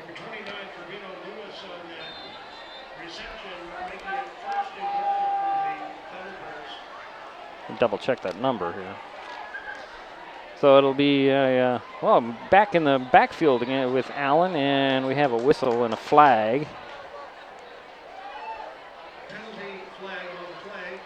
And it's going to be a false start on Mount Tahoma. It's interesting. Shelton has not had a penalty this game. He just jinxed it. I know it. I got to keep my mouth shut. You know that? I jinxed. I probably did. Yeah. We'll see what happens here. Brings up 1st and goal from the 8 now. Oh, geez. Minute 25 and counting on the clock in the half. Handoff, and the Highclimbers weren't faked at all by that one. Nope. That'll bring up 2nd down. And actually, it looks like he might have lost a yard on that. No gain. No gain. And the clock is running with a minute to go and a half. No hurry from the T-Birds at all. They break the formation. It's interesting. They're going back to the pistol with a back behind him. Yeah, it is interesting that because they were having some success. And is on a rollout, a little bootleg, and throwing to the corner of the end zone. Nope, incomplete. Overthrew everybody. And Luke Byrne was the intended target there. So 3rd down. From the 8, 3rd and goal with 37 seconds to go here in the half. 24-0. Shelton leads as Mount Tahoma knocking on the door. Yeah, it is interesting that they wouldn't spread it out and go with the empty backfield. Yeah. That worked. That got them to where they are now. Yeah, it sure did. But they want to mix it up a little bit instead of just go with a pass, because the Highclimbers have been excellent on their defense. Just those passes have been on target. Looks like Allen will send a couple of receivers on both sides, and we have a timeout by Shelton, so we'll step aside. We'll be right back here. 2nd timeout for the Highclimbers. We'll be right back. 37 seconds to go in the half.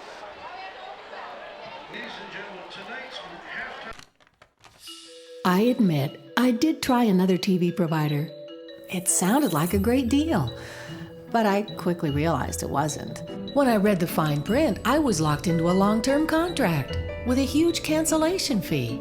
So I came back to HCC. They're more reliable, the service is local, and I save, bundling internet and phone with them too. And I'm a lot happier now. Great service from a local company. Stay with HCC.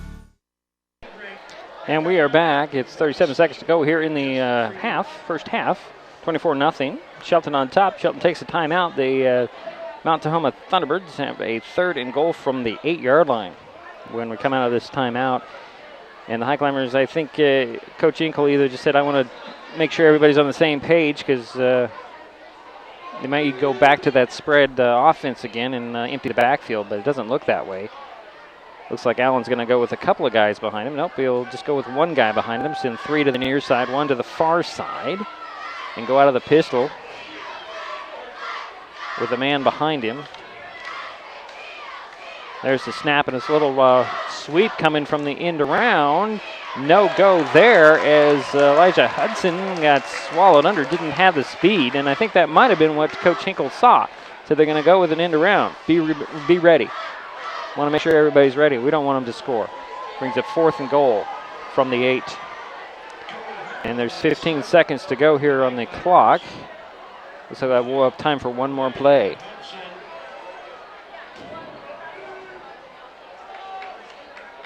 Quick snap and a throw to the end zone on the far side, and it's intercepted, and running it out of the end zone is a Highclimber. We'll see who that was.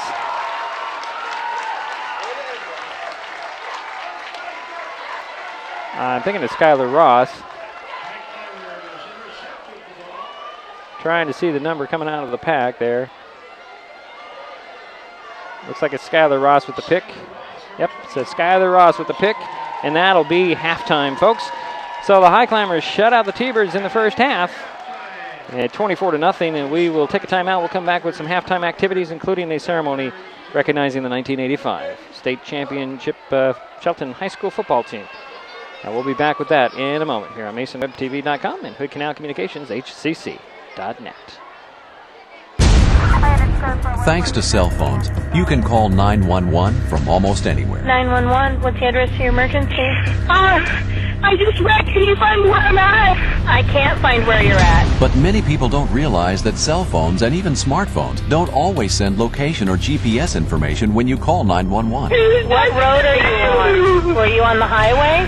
You can't find where I'm at. No, I need you to tell me what road you were on. Since 911 dispatchers can't always tell the location of your emergency, they need your help. It's the last turnoff right before Okanagan, and it said like 3 miles to Okanagan, I think. Did you go by the cemetery? We just passed the cemetery. Just past the cemetery. Okay. Are you sending anybody out for us? I'm telling them right now. The other dispatcher is getting on the radio. Every second counts in an emergency. If you identify your location when calling 911, help can be sent quicker. Help 911 help you know your location. An important message from your local 911 office and Washington State Emergency Management. It's halftime, 24-0. Shelton Highclimbers on top of the Mount Tahoma T-Birds. And homecoming, the dance team is out to performing right now. Let's just enjoy it.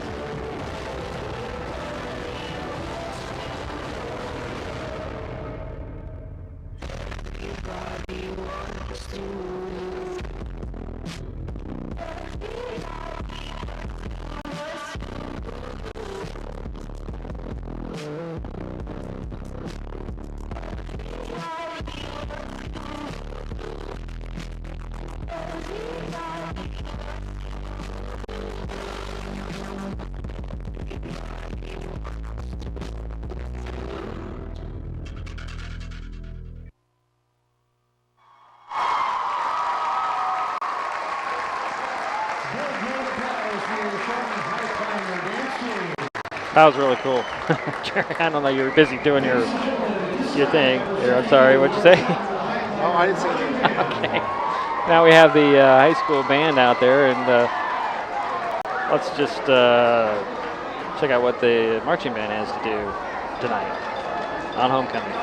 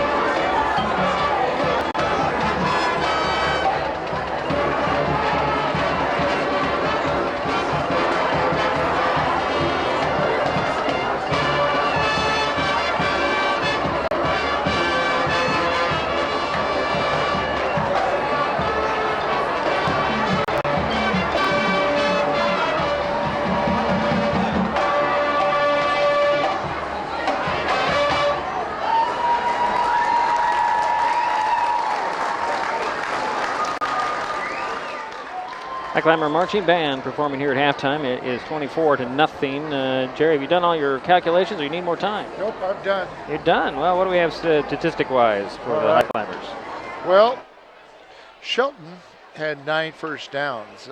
They got most of their first downs in that first quarter. Mount Tahoma only had 2 first downs in the first quarter, but picked up 8, picked up 6 more. So real close on the first downs. Shelton 9 and Mount Tahoma 8. Passing game. Shelton has completed 2 of 4 passes, but you know what? Those 2 passes added up to 63 yards. One was a 35-yard touchdown pass to Kimball. So even though they only threw 4 times, 2 of those were for 28 yards and 1 for 35. Mount Tahoma threw 20 times. Jerry, I hate to break this. I think we're having our ceremony for the 1985. Let's just join Dale Emlin, our public address announcer. Sounds good.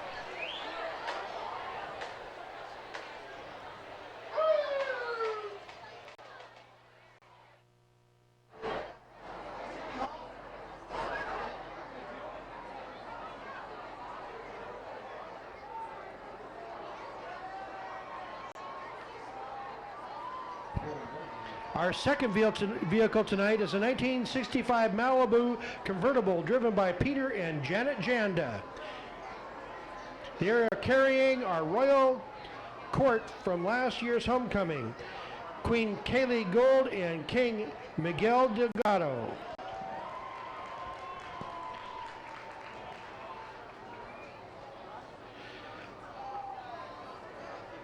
Our third vehicle tonight, a 2013 Saab convertible driven by yesteryear's president Dale Kremp and Tony Yonker.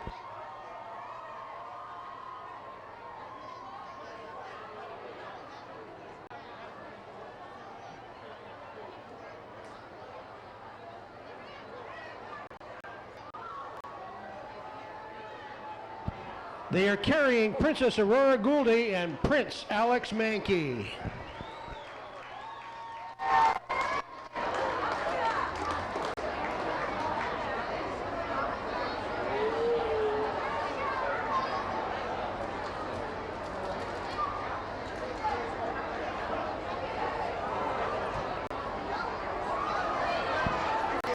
Our fourth vehicle tonight, a 1950 Ford convertible, driven by Don and Mary Kay Pauley.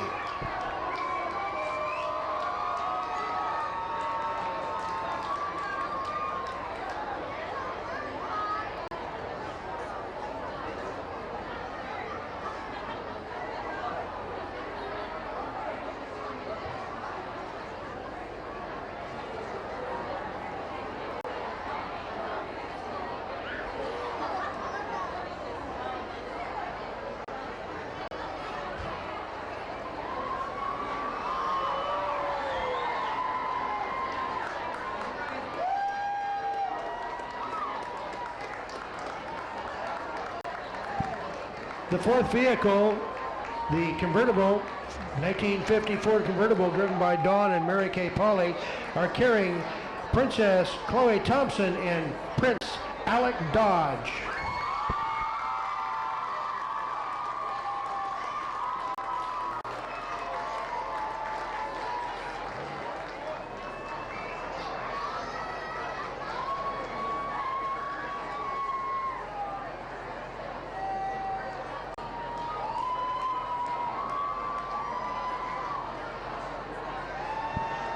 And our last vehicle tonight, a 1929 Model A Roadster, driven by Gene and Sky Myers.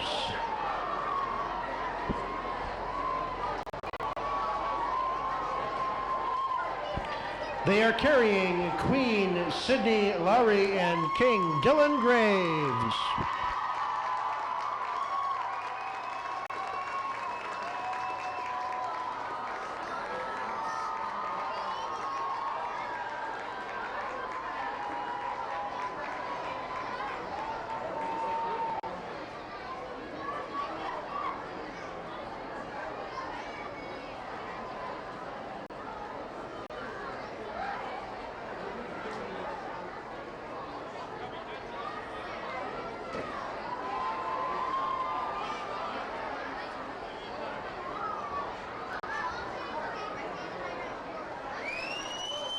Ladies and gentlemen, your 2015-2016 homecoming court.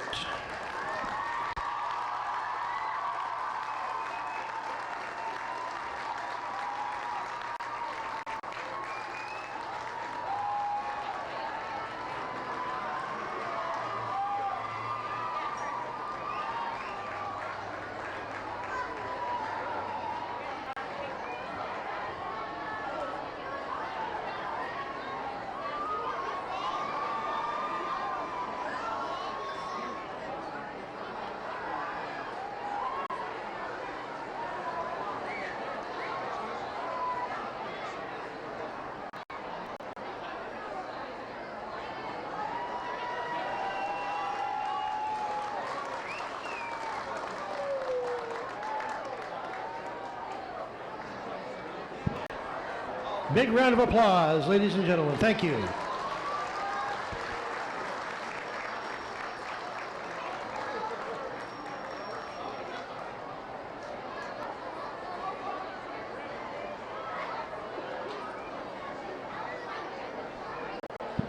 And ladies and gentlemen, at this time, your Shelton Highclimber cheer performance in honor of the 1985 championship team. The Shelton High School cheerleaders will take you back to the 80s with a mash-up of greatest hits.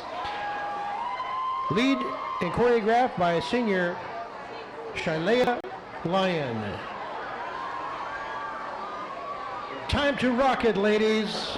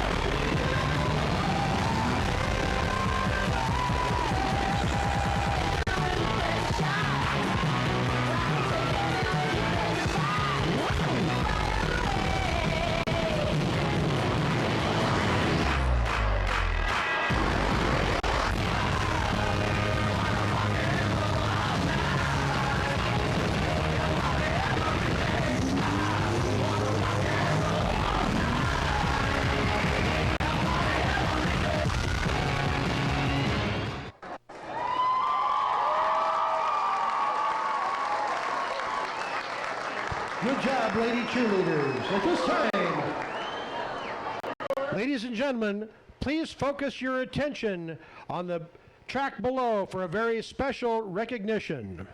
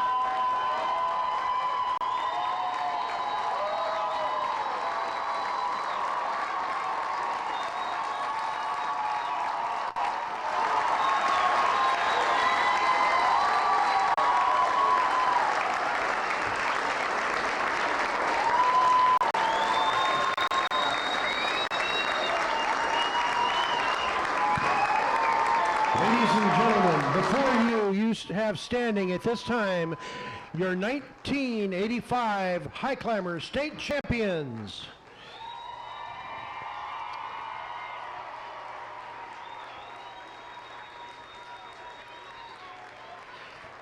Tonight, the baseball caps being given to the players and coaches are courtesy of the Football Booster Club. Thank you, boosters, for your generosity. They're being presented tonight by Chris Giraldez.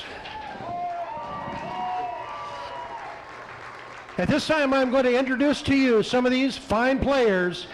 They will step forward and let you know who they are. Casey Bingham. Jeff Gott.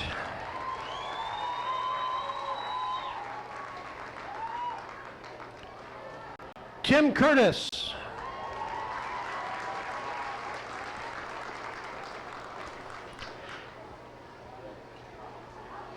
Court Jabot.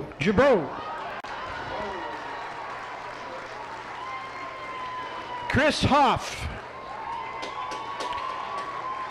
Tom Holt. Rick Lee. Tony Messias. John McGee. Lauren Miller. Rob Penny. Norm Rawlings. Scott River. Dan Rodius. Alex Schroeder. Kevin Smith. Chris Stark. And Matt Wielander.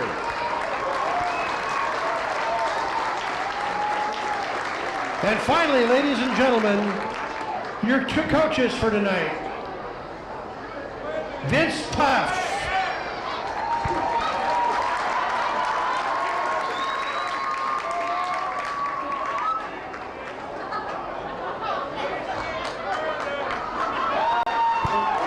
And Jack Stark.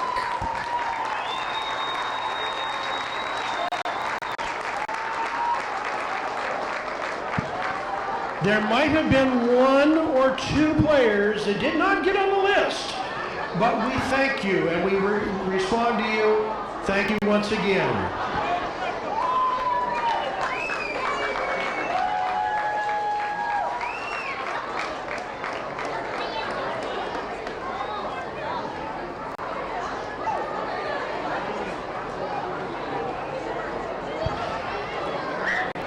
Jason Curtis.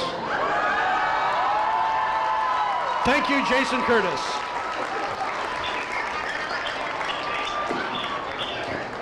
All right, thank you.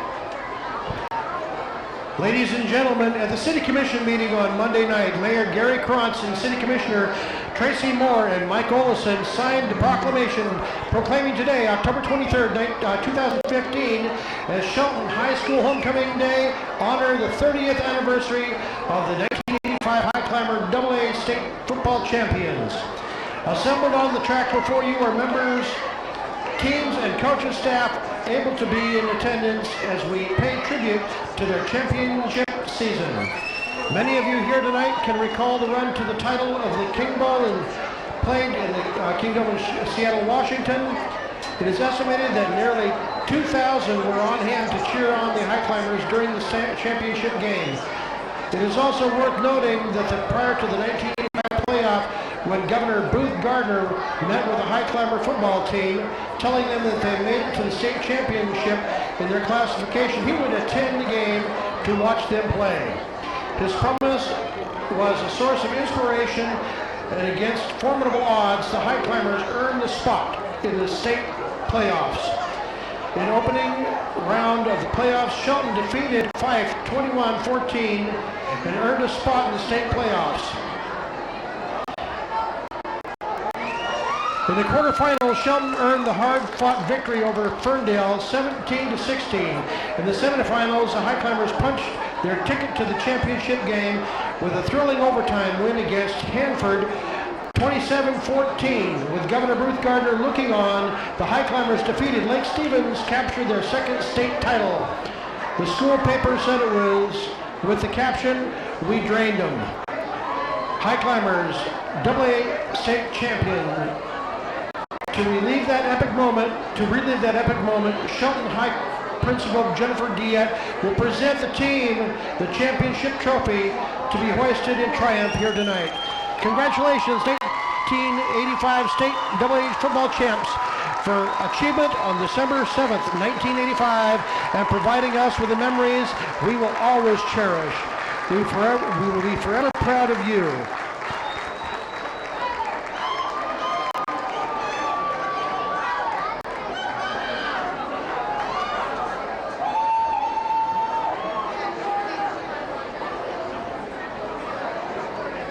And that was the 1985 state championship Shelton football team.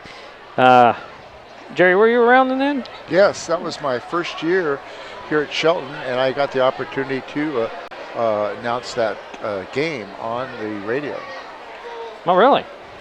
You're part of that broadcast team with John Willis. Cool. Very cool. I can give you a couple quick statistics. I don't know if you want me to. Well, you know, we kind of interrupted you. You might as well just go ahead. Okay. Shelton got 9 first downs, Mount Tahoma 8. Shelton completed 2 of 4 passes for 63 yards. Mount Tahoma completed 7 of 20 for 57 yards. Colton Paller got 71 yards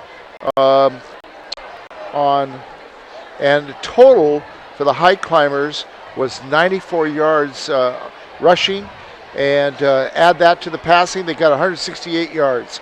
Mount Tahoma had 63 yards on the ground, add that to the 57, they got 120. Scoring summary, Paller to Kimball in a surprise pass play, 35 yards. Point after attempt was good. Then we had the field goal by number 82, and then we had the quarterback keeper, and that made it 17-0.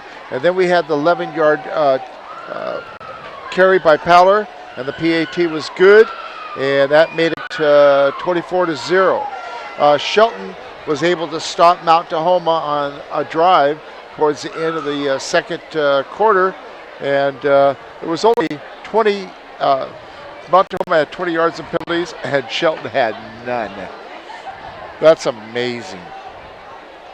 It is amazing.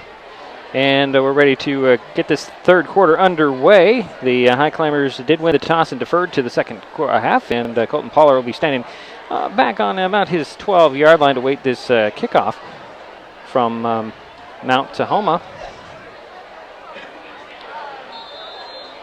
As we're about ready to get this thing underway, Jerry.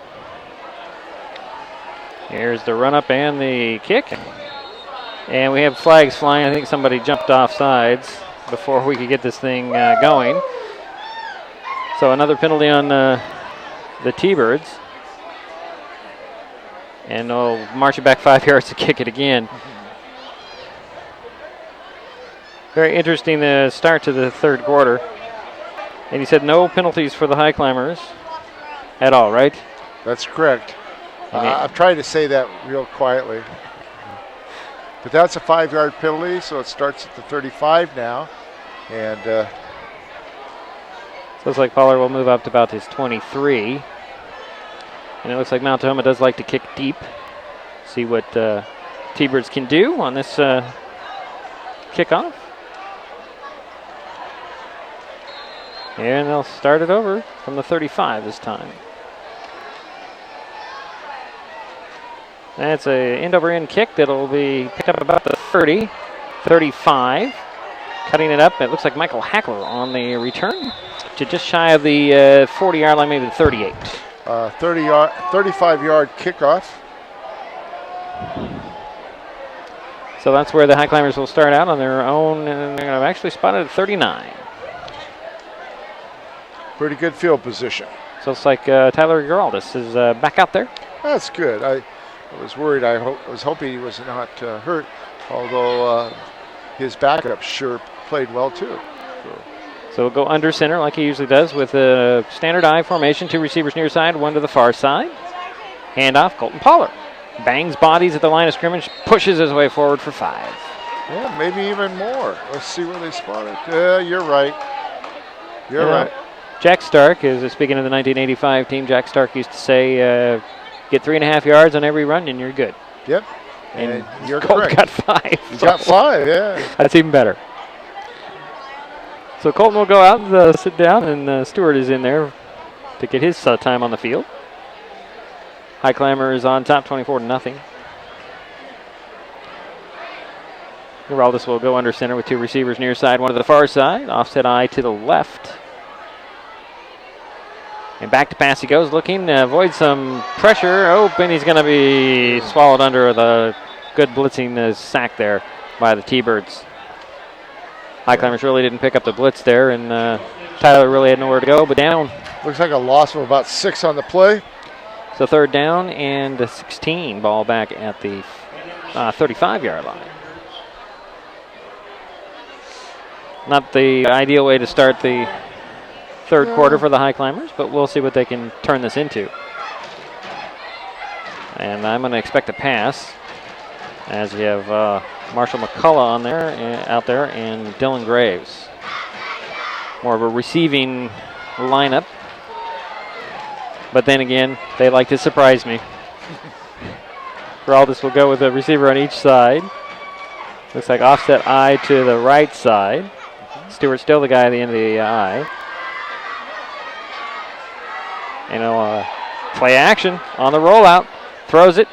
And did he catch it? No, they're going to say he trapped it. Yep.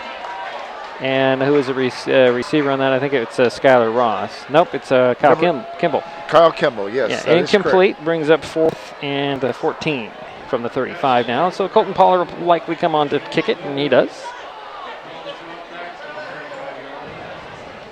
And let's see who goes back deep to receive it.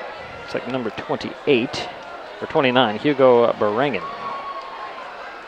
Will be standing about his 45 and wait for this punt from Pollard. Late addition there is Tanner Rhodes for the Highclimbers. Pollard with a high spiraling kick. Short, hits at the 45, and it's a nice big bounce. Goes inside the 30 near the 26-yard line, where Gabe Arena will pick it up and hand it off to the referee, and the T-Birds will start there, deep in their own territory. A good kick by Colton. High, got the good roll. Yeah. Didn't hit the turf and stop. Well, it was a 40-yard punt after that nice roll, so that was good. So the T-Birds will start out on their own 26-yard line, trailing by 24 points. Let's see, we have uncovered Skylar Ross is on the near side. Likely means that Hackler's on the far side. Allen will bring him out and go in the pistol formation. Have 2 receivers on both sides. Actually, he's going to send 3 on the far side. Man in motion is going to be Thomas Washington. He'll set in the slot. And Wade Barrera will go behind Allen. Little play action on the rollout. Got some trouble. Guy right in his face. He avoids him. Still under pressure. Throws it. And it's a nice fingertip catch. But is it good? I think it is. I think it was. It was Luke Byrne on the reception up near the 43, 44-yard line. Good elusiveness by Adrian Allen, the quarterback for Mount Tahoma. He had a couple of Highclimbers in his face, and he was able to get away from them and launch a pass downfield that was complete. 19-yard pass completion. Brings up 1st and 10 from the 34-yard line. And you're right, he has been very elusive tonight. So they're going to spread it out again with an empty backfield. Allen back to pass. Throws over to the far side. Got it complete to Herrera. He breaks a tackle at the 50. Slips his way near the first down marker into Highclimber territory. I think he might be a little short. Yeah, let's see at the 47. I think you're right. I think you're right. It's about a yard short. So it brings up 2nd and 1. So a 9-yard pass play to Herrera.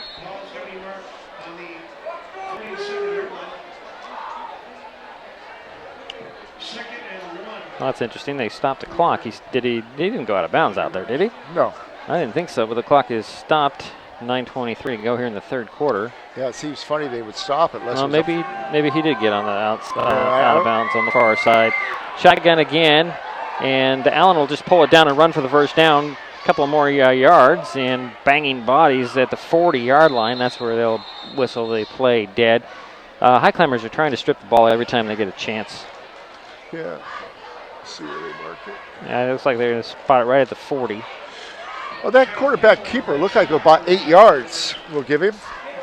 It's a first down at the 40-yard line of Shelton. Now they'll wind that clock up again.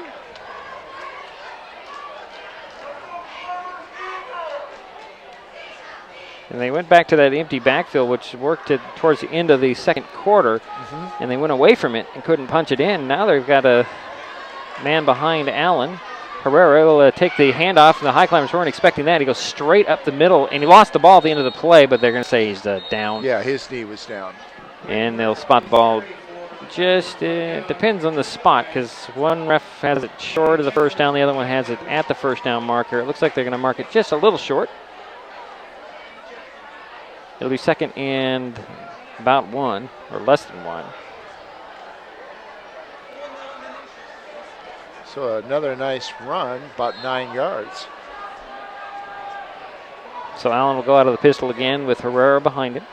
2 receivers in the slot near side, and the handoff to Herrera. He'll just force his way for 3 yards, it looks like, for the first down. First and 10 from now the 28-yard line of Shelton.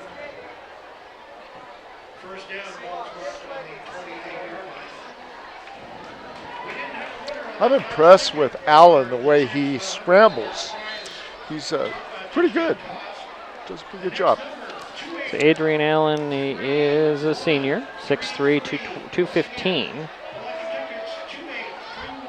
And he'll go out of the shotgun with an empty backfield again. 3 receivers far side, 2 near side. Back to pass, just a couple of steps, throws over the middle, incomplete. And a flag goes flying. A little early on the coverage there on the Highclimbers. Yeah. Jumped in there a little early. So that should, well, it will give the T-Birds a first down. Should give them pass interference on the Highclimbers and their first penalty of the ball game. Defensive pass interference is being called against the Highclimbers.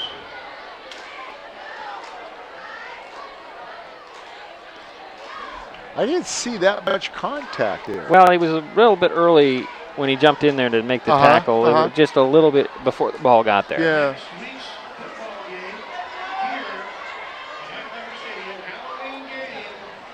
So they are going to march it ahead 10 yards, and that should give them a first down. Actually, give them 15 yards, excuse me. So it brings the ball inside the 15.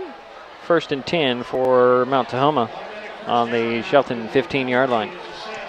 And Mount Tahoma's already picked up 3 first downs here on this drive. So. You know, that's spreading it out, and the empty backfield has worked, and then they kind of threw a little wrench in there and brought it running back into the backfield after they emptied it out. And now they have another running back there. That's Sua Lalufu, who gets the handoff, and he'll pound his way forward for 5 yards to the 10-yard line.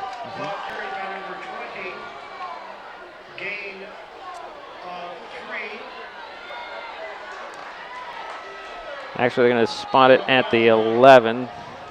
Give him 4 on the carry. Yeah, let's give him 4. So it makes it second and 6 from the 11.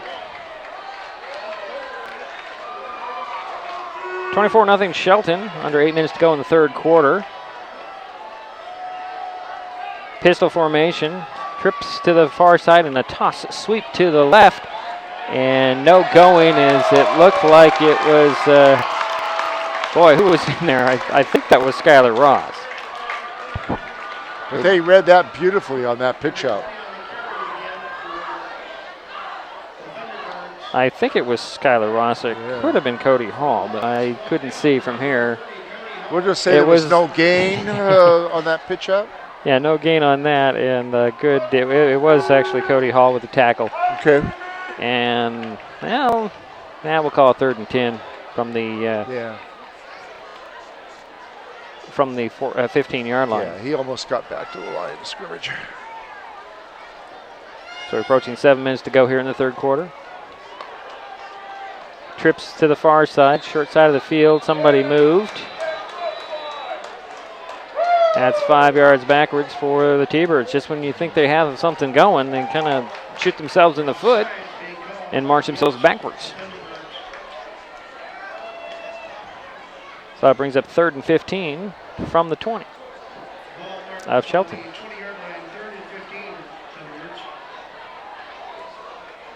There's a receiver away from the huddle on the numbers on the near side, and he's finally going to join the rest of the team in the huddle. And they'll wind that clock. Siloe Tulalulu was the guy wide here. Now Allen will go with the empty backfield and spread them out. 3 receivers near side, 2 to the far side. Back to pass he goes, looking to the far side, throws it to the corner. Got a guy there, off of his hands, out of bounds, incomplete. And it was Wade Herrera, the intended target, incomplete. Brings up 4th and 15. Now we have a couple of high climbers on the coverage there. Yeah, they're trying to speed away from the coverage on that, throwing those timing plays. It worked in the first half once, and the T-Birds nearly got into the end zone, but, we also have a flag on the play. I didn't even see that. Depending on the penalty, I would think he would decline it and go with the incomplete pass. No, it's on the high climbers. It's a 10-yard penalty on Shelton, bringing the ball to the 10-yard line, and it gives them a first down. Roughing the passer was the call. I didn't even see the signal. Yeah. So that's first down. It would actually have been half the distance. So first and goal from the 10 now for the T-Birds. So Shelton has committed a couple penalties here in this. After playing a nearly flawless first half. Yeah, on this drive. 25 yards in penalties, which has hurt him a little bit. So Allen will break the huddle, and I think they'll need to call a timeout, and they do. So we'll step aside with 6:35 to go in the third. 24-0. High climbers leading. The T-Birds from Mount Tahoma are threatening with a first and goal from the 10 when we come back on NasonWebTV.com and Hood Canal Communications, HCC.net. I admit, I did try another TV provider. It sounded like a great deal, but I quickly realized it wasn't. When I read the fine print, I was locked into a long-term contract with a huge cancellation fee. So I came back to HCC. They're more reliable, the service is local, and I save, bundling internet and phone with them too. And I'm a lot happier now. Great service from a local company. Stay with HCC. And we're back here after the timeout from Mount Tahoma. They have a first and goal from the Shelton 10-yard line after a couple of penalties kept this drive alive for Mount Tahoma. And you were mentioning something statistically in the break, Jerry. Yeah, right now, if I was to look at the statistics, I would say they're pretty close to even. Mount Tahoma might have the lead on first downs. But they don't have the lead on the scoreboard. No. They haven't been able to find the end zone, but they're close now with a first and goal from the 10. It'll be that pistol formation with trips in the slot on the far side and a fake toss sweep and another end around. And nice defense, but no, he broke the tackle and still on his feet. And that was Sua Liufo with the carry. And he was stopped for a loss, but he slipped out of that somehow. They did. And the run ends up going, 2 yards. So it's second and goal from the 8. And it was a well-designed play for Mount Tahoma, too, I thought. Very deceiving. Well, they've been going outside, inside, and they kind of just did a little play-action misdirection thing to bring it inside with a different runner. Definitely a different look. So 3 receivers far side, 1 to the near side. Pistol formation again, and I think we have a false start, as there was some jumping way before anybody got set. And that'll march it back 5 yards. And see, again, the Mount Tahoma is giving away yardage. And, the high climbers are giving them an opportunity here. And they just can't seem to keep control. Maybe they're too anxious. So marks it back 5 yards, brings up the 2nd and goal, and now the ball's at the 13-yard line. So the Highclimbers were pretty successful last time in the red zone. Let's see what happens. Allen on the scramble on the roll-up. Got a guy out there, brought down on the sack, and I'm thinking that's Skylar Ross, but I can't see who that is from here. Nope, it's Brandon Young with the sack. That's about a 10-yard loss. That's there. huge. Yeah.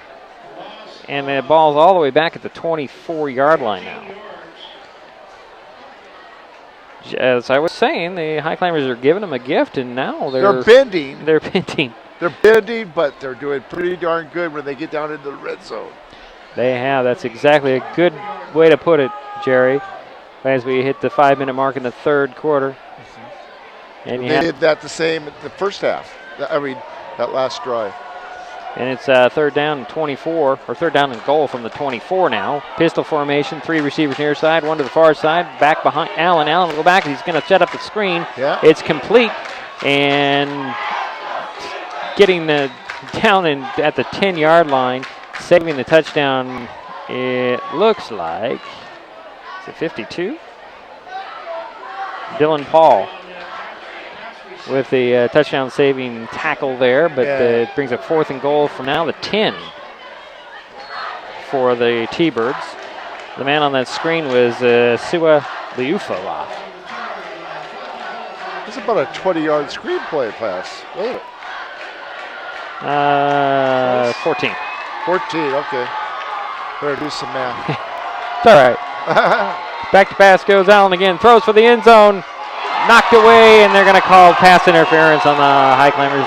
Colton Pollard was there, Skylar Ross and Kyle Kimball, and there's a flag on there, and I think they're going to get one of the other guys. That Pollard was in there with a hand to knock it away. It looked like we almost saw an interception there, but there was contact between one of the defensive players and the receiver, because there was about 3 people defending that pass play. 3 or 4. Yeah. And it's going to be pass interference on the Highclimbers. And I think by rule that puts it on the 3. Or is it half the distance? Trying to think here.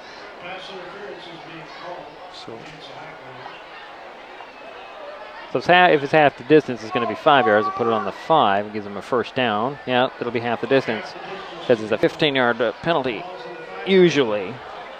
So here the Highclimbers are giving them...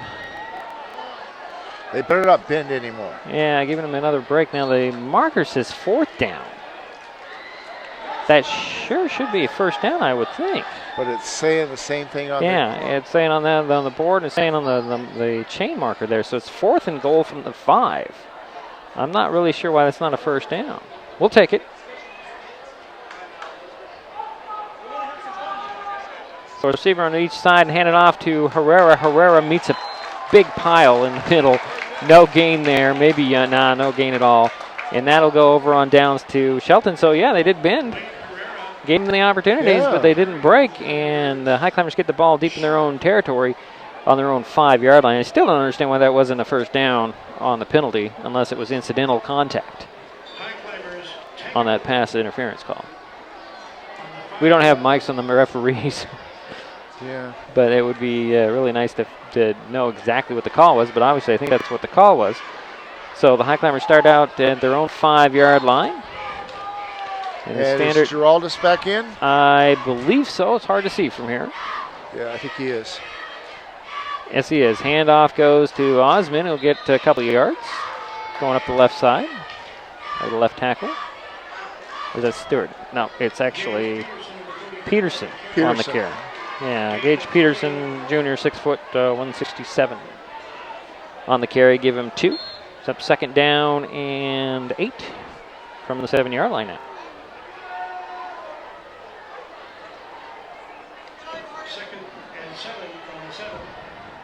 Now officially, I guess they're going to give him 3, Jerry, so we'll give him 3. So make it 2nd and 7 from the 8-yard line. Hand off. This one goes to Pollard, I believe, and he keeps his feet, or tries to keep his feet going. Comes up about a yard too short of the first down, and then there's a late flag in the secondary, and I think there's a bunch of white jerseys around that referee, so that's probably going to be sportsmanlike on the the T-Birds, but, you know. I would think so.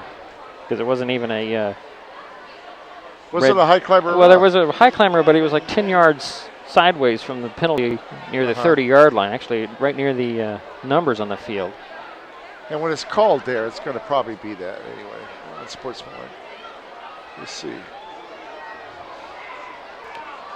So let's see what the conference is about, because the flag was also really late. Now Pollard picked up what, about 4 yards there? Yeah, it's a face mask. Personal foul on the T-Birds. How do you do a face mask? Must have been on the receiver that was on this on the side near the sidelines, on the trying to clear it out for Pollard, and that must have been on the block. I'm not really sure, but it's personal foul, 15-yard penalty, and a first down for the Highclimbers. And there's no such thing as incidental face masking anymore. Is that called that?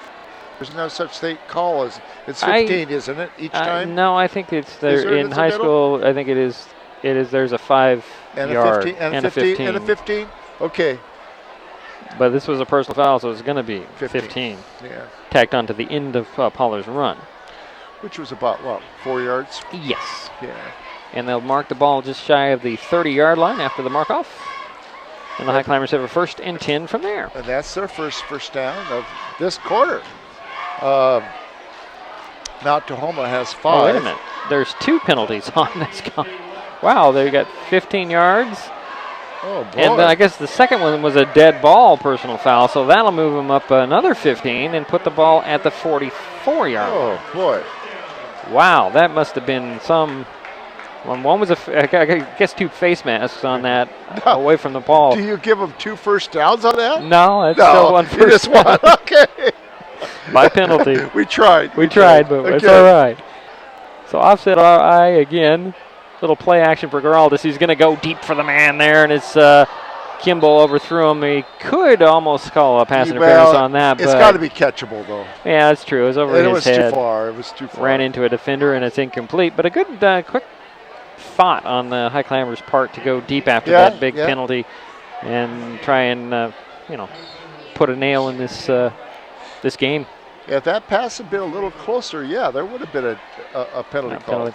So Colton Pollard's back in the ball game. As Highclimbers have a 2nd and 10 from their own 44-yard line. Arena will go wide to the left. Kimball will come to the near side. Offset I. Osmond will shift over to the right side. Little misdirection there, and Pollard gets the handoff and might have got a yard to the 45. Yeah. He was stopped by a whole host. Yeah, the T-Birds are looking for number 32 now, and they sure should be. Well, yeah, but at the end of the first half, they did that nice pitch out to Pollard for the touchdown. Right. And I'm surprised I'm not seeing more of that. Well, now. I'm pretty sure you're keeping that in your back pocket. Okay, I'll keep it. Okay, all right. Keep it in the back pocket and just keep doing what you do, and then you'll bring that out. I'll say, I told you so, huh? Okay. Yeah. All right. Can't do it every time. So we have it looks like the passing formation. Yes, it looks like Geraldus will go in a shotgun, send 3 receivers near side, 1 to the far side.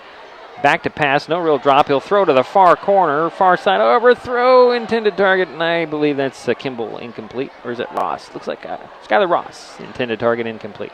We kind of call that a rainbow pass or a... Yeah, one of those timing things. Now that's what Mount Tahoma did earlier and was successful, but only one time. Yeah. And the Highclimbers say, hey, we have that in our playlist too. And it brings up 4th and 9, and Colton Pollard is on to punt it away for the Highclimbers. Shelton plays a little more conservative on that 4th down when it's close like that. There's the snap, a little bit of pressure. Ooh, nice a kick boomer! That'll drive Barangan back to his 15. He goes sideways, almost caught by the shoestring, and then he gets to the 20, and then he is caught there. On the tackle is going to be Dylan Graves. And it looks like Gabe Marina was the first guy to nearly get to Barangan. Diedrich, where did he catch that punt? It was at the 15. About a 42, 43-yard punt. Yeah, his punts have been really good. That was a nice booming punt. Yeah, that was. Not too high, just perfect for the coverage to get down there. Yeah. So 1:39 to go in the third quarter, 24-0. Shelton on top of Mount Tahoma. It's been all high climbers tonight, at least on the scoreboard. Statistically, the T-Birds have been able to move the ball, but they just haven't been able to get any points on the board. This quarter has been, Mount Tahoma has definitely got more yards this quarter. Quick handoff to Herrera. Herrera getting the first down, or near the first down marker, if not the first down. Yeah, I think he made it. And near the 35-yard line. About a 12-yard carry by Herrera. And spot the ball right at the 34-yard line. First and 10 for the T-Birds with a minute and a half almost to go in the third. It's been an entertaining game. It really has. I mean, you have the Mount Tahoma has got some talent. Well, Mount Tahoma's passed it 5 times this quarter, and they've completed 4, and they've got 6 first downs this quarter. So back to the pistol with a guy behind him and 2 receivers on the far side. And the handoff to Herrera. Herrera had a little hole, but the turf gave up on him. Yeah, it did. Came out from underneath him, lost his footing. I don't think he would have got more than a yard or 2 after that. Give him 3 on that carry. Brings up 2nd and 7.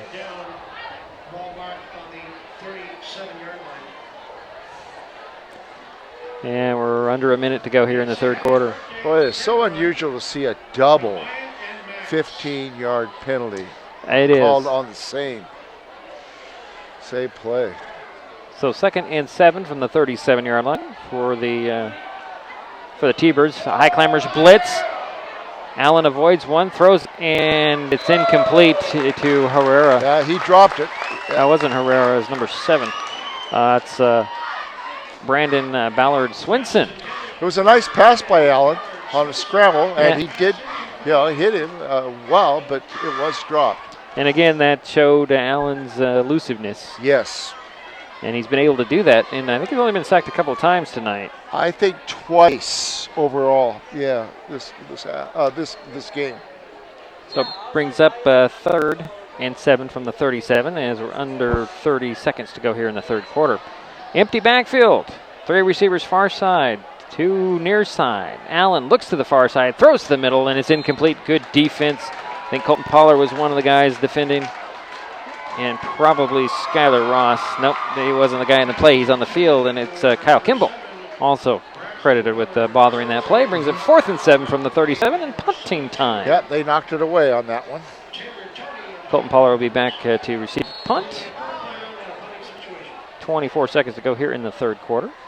Pollard will walk back to about his 35.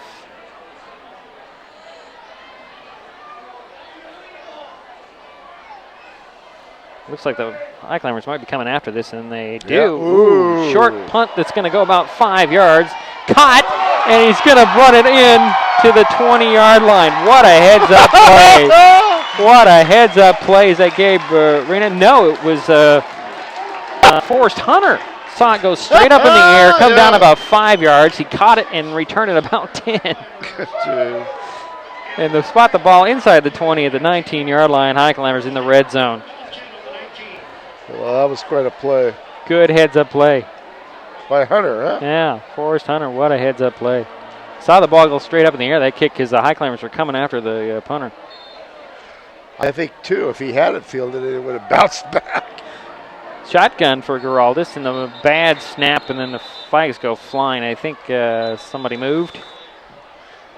Yep, false start on the High Climbers, so they're going to march back 5 yards. Make it 1st and 15. Lots of laundry on that We one. might have seen the first negative kick if he hadn't fielded it. But, maybe, yeah. Because it looked like it was projecting backwards. So it's 1st and 15 from the 19-yard line, actually just on the opposite side of the Mount Tahoma side of the 20s where they'll spot the ball. High Climbers, it looked like they were going to go for a quick strike touchdown on that as they came out in the passing formation. Now it looks like it's a single setback. 2 receivers far side. Tight formation, fumble on the snap, and the ball is down. The T-Birds said I thought they had it, but falling on it were the High Climbers. Or do they? They just ruled it, yeah. They did rule it as a turnover, fumbled away. Wow. I guess they're going to credit Ira Fua for recovering that fumble, and the T-Birds get another shot at this. Yeah, so we've had 2 turnovers for each team this game. 2 interceptions by Shelton, 1 interception by Mount Tahoma. Now they just recovered the fumble. So they'll place the ball on the 24-yard line of Mount Tahoma with a 1st and 10 and 8 seconds to go in the 3rd quarter. Been all high climbers on the scoreboard tonight, but a lot of action by the T-Birds, just not punching it in. Hand off to Herrera. Herrera dancing his way near the 30, then he's pushed backwards. And that'll do it for the 3rd quarter, as the T-Birds will have the ball when we come back for the 4th quarter on a 2nd down, and it looks like it's going to be 7. Yep, gain of 3. And we'll be right back as we head to the final 12 minutes of this ball game.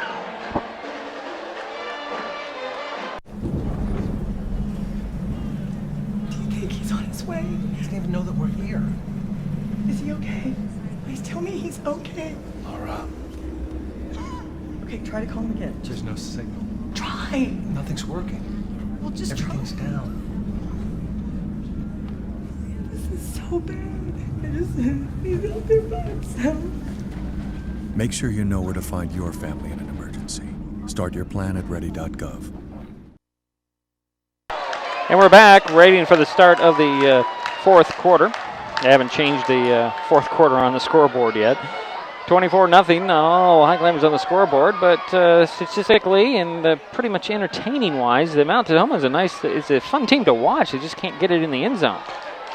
Yeah, they had a nice drive at the end of the 1st half, and then of course he got it. Yeah, you're hearing cheers for a young man who's throwing into the State Farm. I'm not sure what they call this. I talked to Melanie Bacala about this about a month ago, and this is a fundraiser for the Touchdown Club. It's a raffle. You get a chance to throw the ball 3 times into this target. Yeah, and State Farm is going to be helping us next week. Are they? Yeah, we're going to be doing giving out a gift certificate for $136. Yeah, we are in the 4th quarter, aside what the scoreboard says. Back to pass goes Allen, throws it complete to Herrera. Yeah, Yep. It was kind of low, but he managed to get his hands underneath it, and it brings up a 3rd and 5.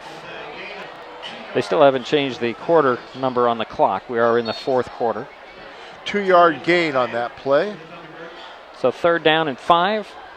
Allen back to pass again, throws over the middle, and just kind of dropped out of the hands of Tualulu. And that brings up 4th and 5. We are in the 4th quarter. I would like to repeat that because it still says on the scoreboard it's 3rd quarter. I don't think Paul has spotted that little minor detail just yet. He will. He's got a lot to do up there, running the clock. Yep. Paul's been doing that for many, many years. He does a great job. Yeah, Colton Pollard will be back at his own 40-yard line, waiting for this punt from Mount Tahoma, a 4th and 5 from their own 28-yard line. A little bit of a rush. That's a better punt. Line drive punt that Pollard will take at the 35, actually called for a fair catch. And that's where the high climbers will take over. And he did finally change the board to 4th quarter. Let's give Paul a hand. Yeah. Yeah, I've worked with Paul for the last 30 years, announcing in basketball, and him running the score clock. Does a great job. Real quiet individual, but does a real nice job. Dedicated. I've Yes, noticed he that. is. He's here later than everybody on these games. Yeah. So it brings up a high climber ball, 1st and 10 on their own 35-yard line. After the punt and the fair catch, high formation, 2 receivers near side for the high climbers. Geraldus looks like he's still in there. He'll toss it to Pollard. Pollard on the toss sweep to the left, pulled out of bounds after he got a 1st down, probably 13 yards on that run, at least 12, depending on where they spot it. Yeah, let's see where they got it. It's like it's at the, well, it was a 12-yard carry, which is the longest run for Shelton this half. So they will spot it at the 47. You know, the 3rd quarter was pretty well dominated by Mount Tahoma, but of course they didn't get any touchdowns or scores on it. Offset I. Oh, actually, it's a standard eye. Hand off to Poller, I believe, and he is just met there by number 60 from Mount Tahoma.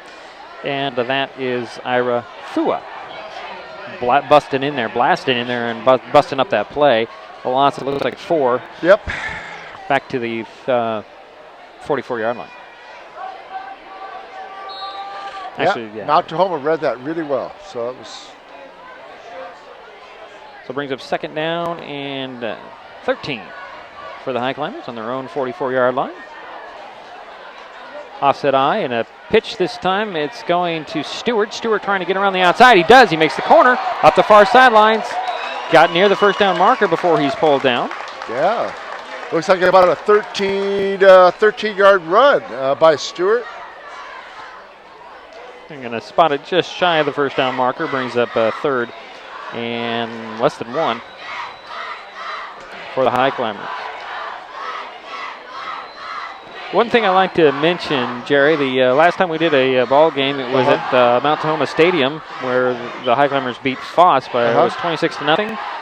Mount Tahoma beat Foss by a score of 14-0 last week, I believe. Or no, 2 weeks ago. That's So it's an interesting little play action for Geraldus. He's going to go deep. Got a guy there. Skylar Ross can't quite get to it. Very good coverage by number 1, looks like. Yep. Number 1 is Ira Branch. Yeah, he was right with him the whole time. So incomplete on that. It brings up 4th and less than a yard for the Highclimbers. Interesting way, and I think the Highclimbers are going to punt it away. My point to mentioning the Foss game. Scores, and this game is looking very much like the Foss game for Shelton. Well, yeah, it shows that maybe Shelton has improved a little bit. If you're looking, just with this. Nice punt by Poller under from pressure. It hits at the 20-yard line and it'll take a Highclimber bounce. Inside the 15, about the 12-yard line is where they're down it, and that's where Mount Tahoma will take over. Anyways, finish your thought. Yeah, there was a 46-yard punt, which is really good. By looking at the scores, it looks like Shelton has improved over the weeks if you compare those two scores. But, you know, I'm not going to take anything away from Mount Tahoma. They've had a couple chances to score tonight. Yeah, they just haven't been able to punch it in. So mainly, I mean, let's give credit to the defense of the Highclimbers. They've stayed in there. They've in the red zone, Yeah, they've bent, but they sure didn't break. And Allen's back out there in the pistol formation. 3 receivers on this near side, 1 to the far side. Allen looks to the far side, throws, got a guy there, and it's going to be knocked away. Incomplete. Good defense. Michael Hackler, I believe, is the guy who was in there. Gabe Arena as well, knocking it away, and Kyle Kimball was there trying to get that tip. Number 80 is a pretty big target for them. Yes, he is 6'3", 220. Yeah. He's listed as a tight end, but they line him up out wide. Wilson had a guy like that as well, and a real difficult gentleman to bring down. Right. Same formation again. 2 receivers far side, 1 to the near side. Little handoff to Herrera. No going there.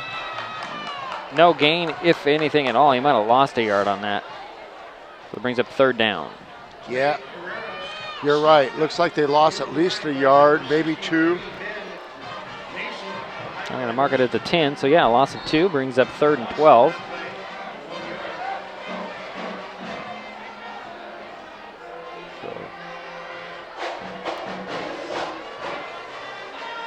So they again out of the pistol formation. 3 receivers on the near side, 1 to the far side. Back to pass goes Allen. Throws over the middle. It's knocked away, nearly intercepted, and I believe that's going to be Gabe Arena. Nope, it's going to be Forrest Hunter breaking that player up. You know, Mount Tahoma's already passed it 31 times tonight. So that brings up 4th and 12 for the Mount Tahoma team. And is it Colton back? No, it's actually Kyle Kimball. Kyle Kimball, okay. Is going to go back about his 47. Wait for this punt, the better punt this time. It'll hit at the 45, take a Mount Tahoma bounce to near midfield and into Highclimber territory. is now down right at the 49, so that'll be 1st and 10 for Shelton. 38-yard punt. A lot better than a couple of the punts that we've seen tonight. I don't mean that in a bad way either. But a couple of the kicks tonight from Mount Tahoma has really hurt them. So that was a good one, and the Highclimbers are starting at their own 49-yard line with a 1st and 10 and a 24-point lead. Tyler Geraldis go under center with 2 receivers on the near side, offset I to the near side. Handoff goes to Pollard. Pollard still on his feet, gets about 2 yards on the run. Gets to the Mount Tahoma 49. And the Highclimbers, I think, are going to just try and keep this clock running. We're approaching 8.5 minutes. Just to try to keep everybody healthy and obviously going to walk away with a win. That next week, have we? Next week, it's Capital right here at Highclimber Stadium. That game is more critical than this one. I mean, every one of them is critical, but I would imagine that the Capital is a little bit tougher than Mount Tahoma. Yes. Offset I for Geraldis, and he'll just snap it and throw it to Rena. Or actually, that's McCullough. McCullough gets a little screen and got at least 9. Very close to the first down. Maybe it's closer to 8. Just depends on where they spot it. It is short of the first down. Just a real quick thing with Capital and Shelton. They both lost to Wilson by 1 point. Yes. Yes, that's true. And then Central Kitsap beat North Thurston by 1 point. What an interesting, It's really interesting in the middle of the about 4 teams there. Yeah. Oh yeah. Yeah. But the Highclimbers have their destiny in their hands, and third and less than 1, and Girls will just keep it and get 6. Yep. Looks like. I haven't seen too many quarterback sneaks, but there's so far this season, there's been 2 in this game. Oh, they're not going to give them the 6. They're only going to give them 2. Okay, now you cannot complain about my math anymore. No, okay? you can't. Okay? No. I have never complained about your math. Well, I was really wrong on one. I got to be honest with you. I was off about 4 yards. I guess they blew the whistle before the play actually ended on that one. It brings a 1st and 10 for the Highclimbers on the 39-yard line of Mount Tahoma. I formation again. Handoff goes to Stewart. Stewart dancing his way near the 30-yard line before he's stopped. I'm not starting to like Stewart. I do too. I haven't seen him run very much this season, and I've missed the last couple games because of different events that I've been involved in. But I think that he's getting some playing time because of Willie Ruiz being injured, and we'll find out if Willie will be back next week. I think maybe I don't know. I didn't get the specifics on his injury, but just a little banged up. I'm surprised Trent Osmond's not playing a little bit more. Now offset I again. This time it'll be a handoff to, the ball popped out on that handoff, and Mount Tahoma has it, and I think they're going to score on this one. Can he get him, though? Oh, he can. Nice run down. Whoa. I see no flags. Right, I'm trying to see who did that. I think it was, who was that? Is it, trying to see who caught him. Was it Colton Pollard? Ran him down? That ball came, it was handed off to Brandon Young, I think, and it popped straight up in the air. And it was 29, wasn't it, who returned it? Hugo Berenga. So that's the 3rd turnover for Shelton, 2nd fumble. And unfortunately, this time it was turned into a nice run. Well, a good ankle tackle by Colton Pollard to save a touchdown brings up a 1st and goal from the 9 for Mount Tahoma. Let's see if they can actually punch it in here. And we have a timeout by the Highclimbers, so we'll step aside. 6:12 to go in the ballgame, 24-0. Shelton on top, and Mount Tahoma is threatening after a recovered fumble. We'll be right back. So 3rd time So I've come up with the family emergency plan. Great. What is it? It's difficult to talk about, so I'm not telling you. How will we know what to do? You won't. I'm so glad I won't have to remember anything. And me too. Thanks for this, sweetie. Talk to your kids about who to call, where to meet, what to pack. Visit ready.gov/kids for tips and information. Well, let's see. The Highclimbers take a timeout after a turnover, and the Mount Tahoma T-Birds have a first and goal from the Highclimber 9-yard line. I think Coach Hinkle just wanted the timeout to gather his folks after that turnover. Settle them down a little bit and say, hey, we've done it before. Let's stop them again. Because how many times have they been in the red zone this again? Third this is time. the third time that third time. Mount Tahoma has been in the red zone, and they have nothing to show for it. Now they have a first and goal on the 9. And they're going to go out of the pistol formation with 2 receivers on the near side, 1 on the far side. Handoff. I'm not sure who is. Was it? Yeah, it was a keeper on that zone read, and Allen took it in. So the T-Birds finally get on the board with a touchdown. They definitely had all the Highclimbers faked. I had me faked because I didn't know if because he kept running and he ran into the end zone and nobody touched him. That was Allen did, and I'm thinking he handed it off to Herrera. As everybody else kind of collapsed, and there's a zone and a read, read option, that's what it's called. That's the first time they've run that. And the T-Birds are going to go for 2 on this. With 6:06 to go in the ball game, and the Thunderbirds finally get on the board. And a handoff in the same play. Herrera, nope, that time Allen probably should have kept that on that read option. And the 2-point conversion does not go through.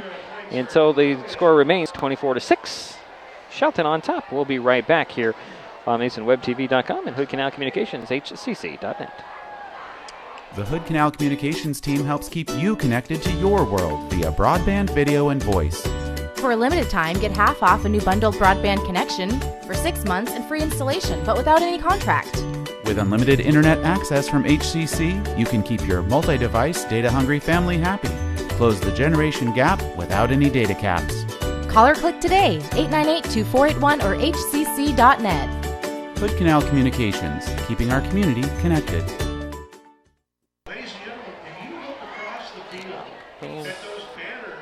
Sorry about that, folks. Just hit the wrong button. So we're back here. The Mount Tahoma T-Birds finally get on board here in the fourth quarter with 6 minutes and 6 seconds to go. And, that was taking advantage of a fumble recovery and a short field. Definitely a short field. So the Highclimbers will be back to kick it off. I'm just trying to get on the right page here. This is the camera I'm looking for. Well, it'll be interesting to see. I would assume that the Highclimbers are going to keep it on the ground, like you said. Are they going to be content just to get a few first downs and run it out, or are they going to try to well, it looks like the T-Birds in this formation, or at least the Highclimbers, expect an onside kick. Yes. They've got most everybody up, and Colton Pollard's back about 25, waiting for the kickoff. And you've got some sure hand people up there in the front, like Kimball. Yeah. So they're expecting it too. So that looks like everybody's being you got Hackler up there. Mm-hmm. So they definitely are got their good hands people up on the line, expecting it. You're right. And there's the run up and the kick, and it's a short kick that's taken at the 40, and wisely he just falls to the ground, and the Highclimbers will take over at the 40. And who caught that? One of the up guys, and I'm trying to see, I think it's Kyle Kimball. Yep, it is Kyle Kimball. Even though Kyle has the tendency to run and be very effective. Right. So 1st and 10 for Shelton on their own 40.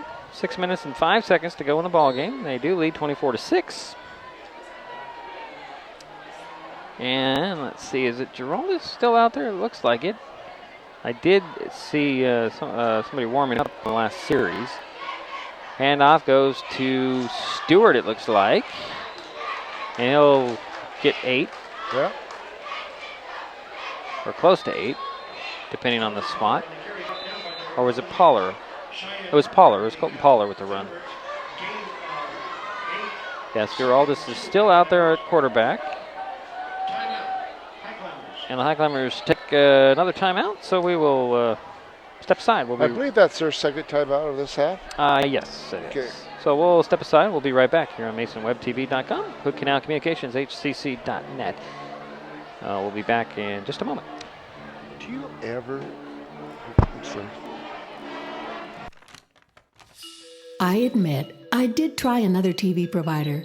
It sounded like a great deal, but I quickly realized it wasn't. When I read the fine print, I was locked into a long-term contract with a huge cancellation fee.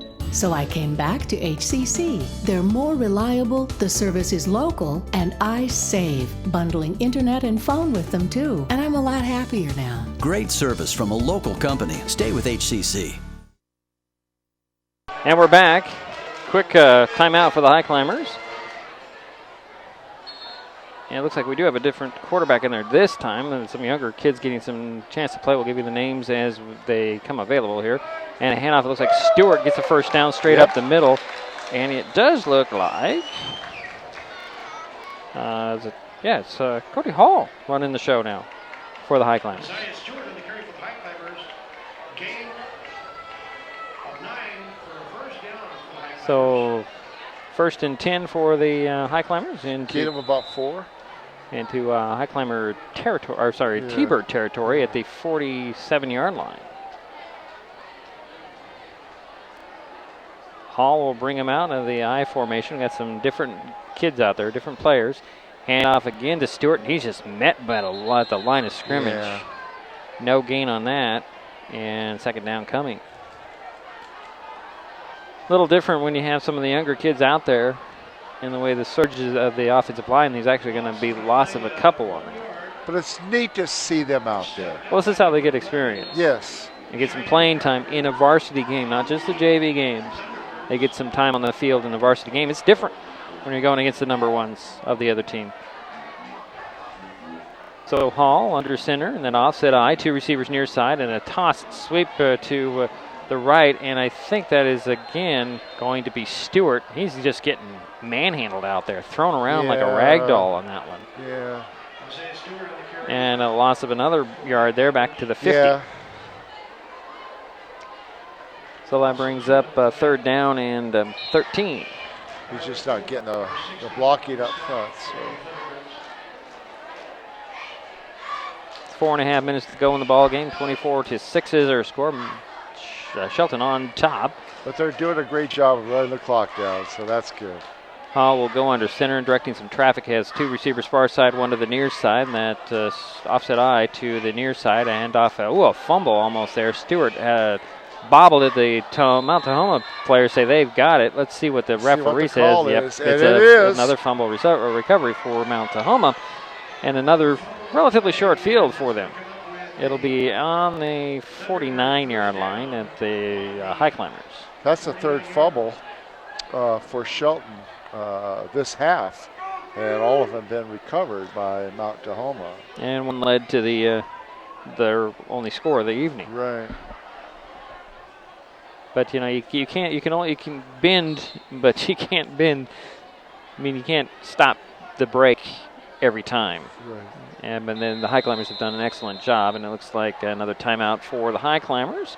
Should be their last one of the evening. 4:09 to go in the ball game. We will step aside shortly for a short break. We'll be right back here on MasonWebTV.com and Hood Canal Communications, HCC.net. Do you think he's on his way? He doesn't even know that we're here. Is he okay? Please tell me he's okay. Laura. Okay, try to call him again. There's no signal. Try. Nothing's working. Well, just Everything's try. down. This is so bad. He's out there by himself. Make sure you know where to find your family in an emergency. Start your plan at ready.gov. 4:09 to go here in the ball game. Shelton Highclimbers had to take a timeout there. I think they're shuffling in some younger players. And the Mount Tahoma T-Birds have a 1st and 10 on the Highclimber 49-yard line. Allen's still in there at quarterback for the T-Birds. Out of the pistol, handoff to Herrera. Big hole in the middle. Cuts it back. Going to the outside. Then he is knocked down at the 35-yard line. And it looks like Skylar Ross gets credited for that tackle. Yeah, 15-yard run by Herrera. Nice hole. And a good little cutback to get an extra 5 out of that. Right.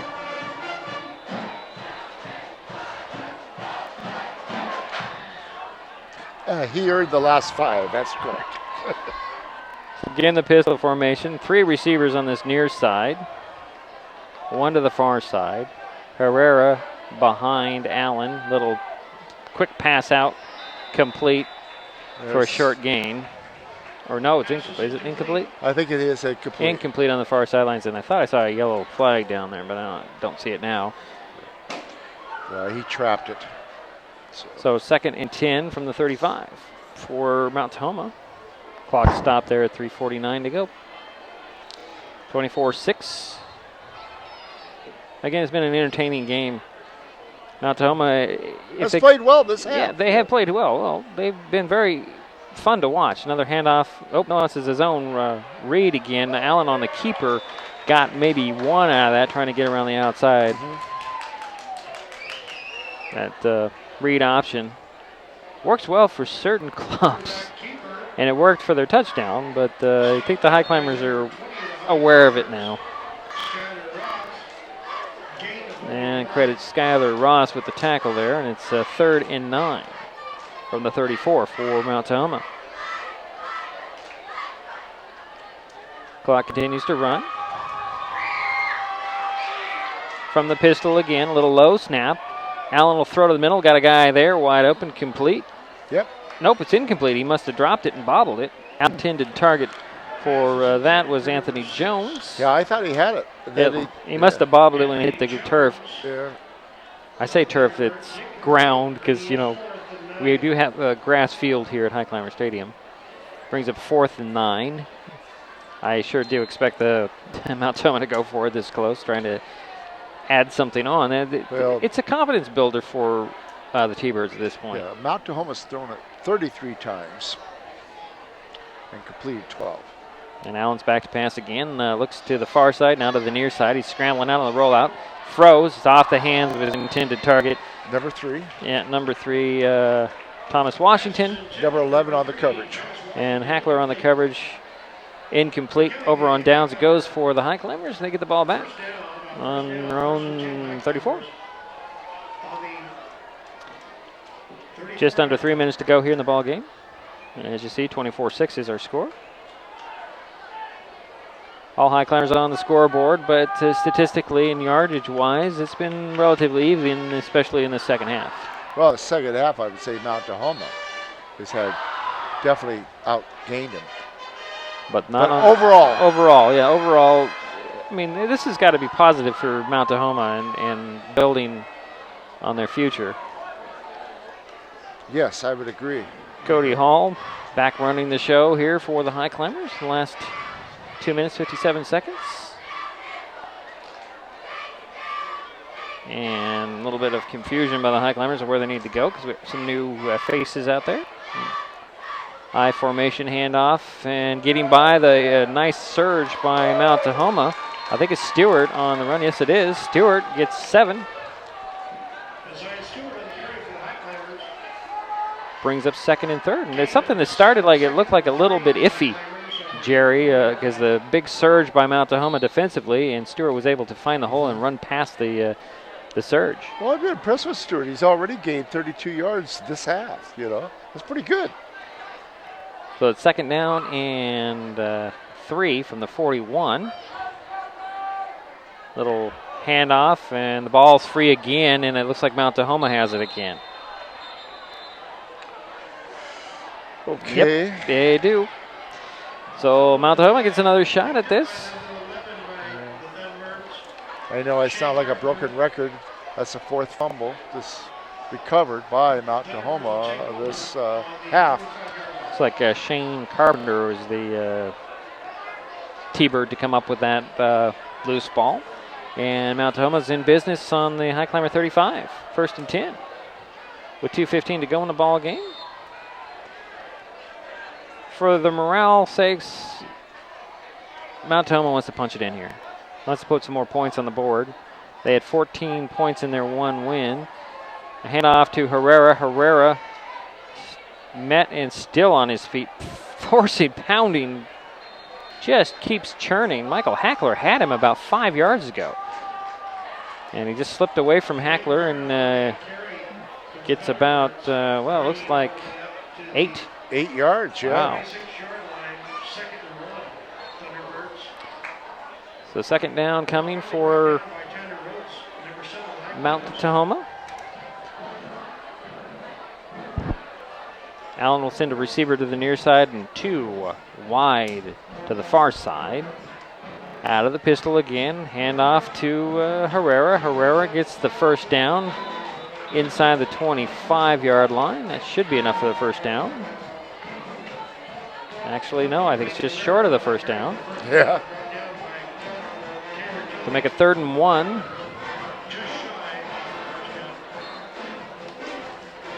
And the clock continues to run with 1:10 to go here in the ballgame.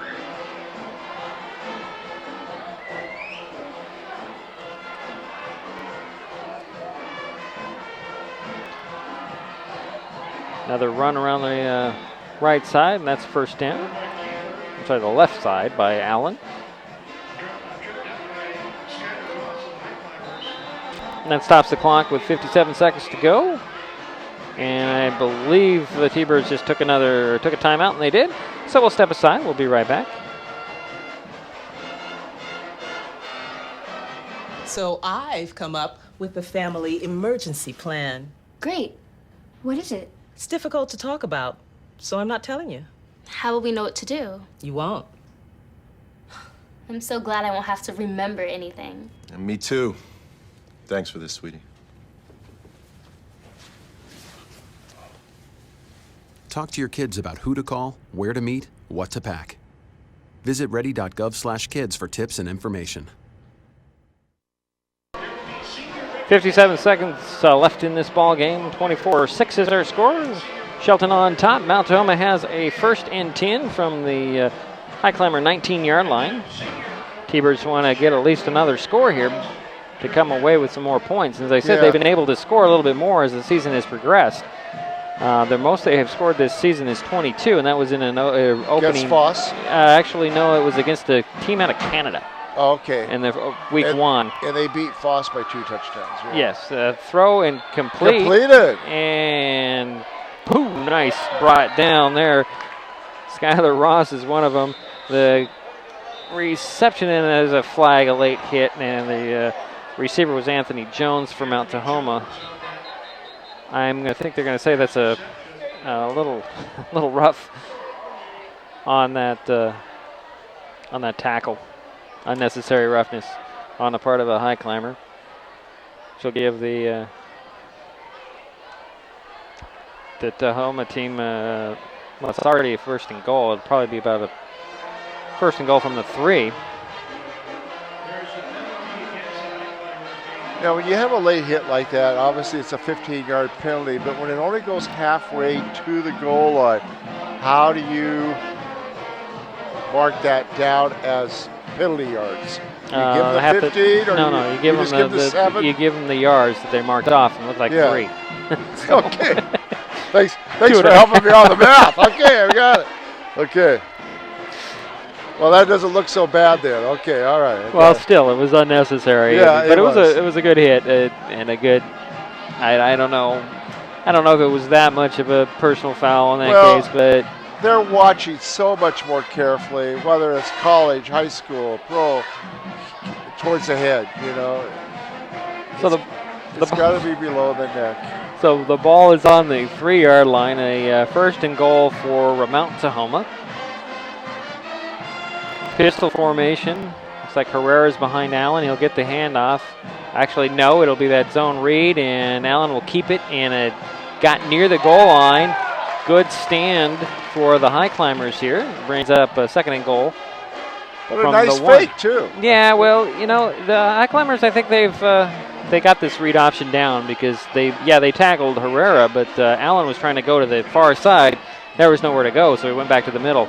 And a little mix-up again. Allen will keep it. He's got some room to run. Still on his feet, and he's knocked out of bounds at the 2. I don't, there's no,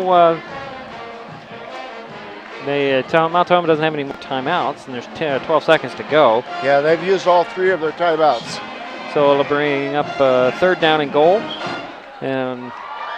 But the ball went out of bounds, and that stopped the clock. That stopped the clock, and the ball's back at the 4-yard line. Loss of 2. So one more play likely for Mount Tahoma. If it's a play, it could get another one out of this, but we'll see what they do. As Allen will go and spread things out with an empty backfield. Now this has worked for them. Yes, it has. And he'll go back to pass. He's looking to the end zone, throws, intercepted. Oh!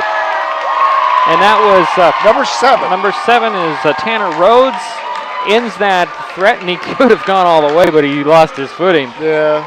And that will be a high climber ball with 5 seconds to go in the ball game, and they get it on the 6-yard line. That's a good way to end it. Yep, now I can do some math. But the Climbers will have to take a knee.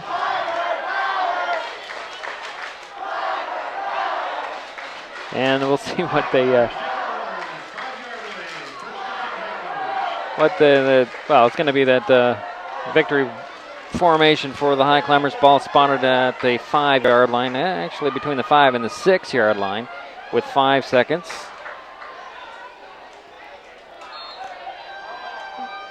And let's see, it looks like it's Geraldus is back in there to take this knee.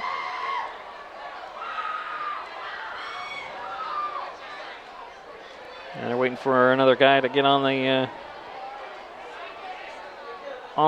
field.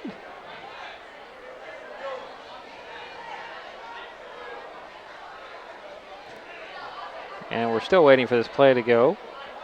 And there's the knee. And that should do it as the clock winds down. 000 is on the scoreboard. And final score, Shelton 24, Mount Tahoma 6. The High Climbers improve to 5-3 on the season, 4-2 in the 3A Narrows League. And depending on how well other teams do, should be still right around the third place in the standings. So we will take a timeout. We'll come back with Jerry Apple's final statistics. Talk about a little bit about next week's game as the Capital Cougars come into High Climber Stadium. We'll get into that next. Final score, Shelton 24, Mount Tahoma 6. The Hood Canal Communications team helps keep you connected to your world via broadband, video, and voice. For a limited time, get half off a new bundled broadband connection for 6 months and free installation, but without any contract. With unlimited internet access from HCC, you can keep your multi-device, data-hungry family happy. Close the generation gap without any data caps. Call or click today, 898-2481 or hcc.net. Hood Canal Communications, keeping our community connected.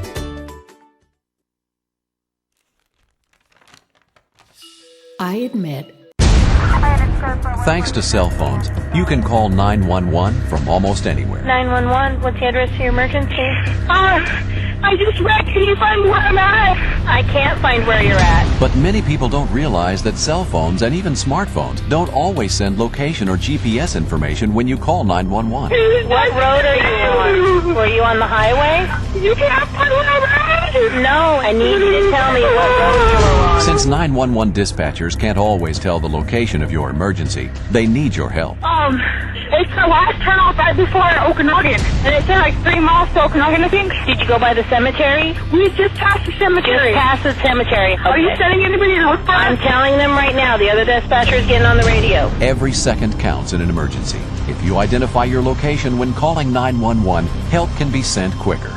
Help 911 help you know your location. An important message from your local 911 office and Washington State Emergency Management. It is a final here at High Climber Stadium. Shelton Highclimbers beat the Mount Tahoma T-Birds, score 24-6. Jerry, you ready with your statistics? I am. Well, Mount Tahoma outplayed Shelton the second half. First half, it was definitely all Shelton, 24-0, and of course the final score 24-6. It was nice to see that last interception by Tanner Rhodes. anyway, Shelton had 3 interceptions. Mount Tahoma recovered 4 fumbles and had 1 interception. So tonight we saw a total of 8 turnovers. I thought Mount Tahoma played, like I said, I think they played fairly well and are improving. They should be proud of themselves. They have something to build on, like you said. Powler overall had 103 yards. And that was really nice. He had a really good first half. The second leading rusher was Stewart.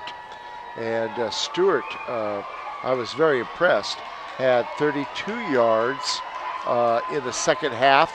And I'm looking to see if he got anything in the first. Yeah, a couple of runs there, I remember. I think he did have a couple. So I think he was probably up around 40 yards overall. Good kicking game, especially by Shelton.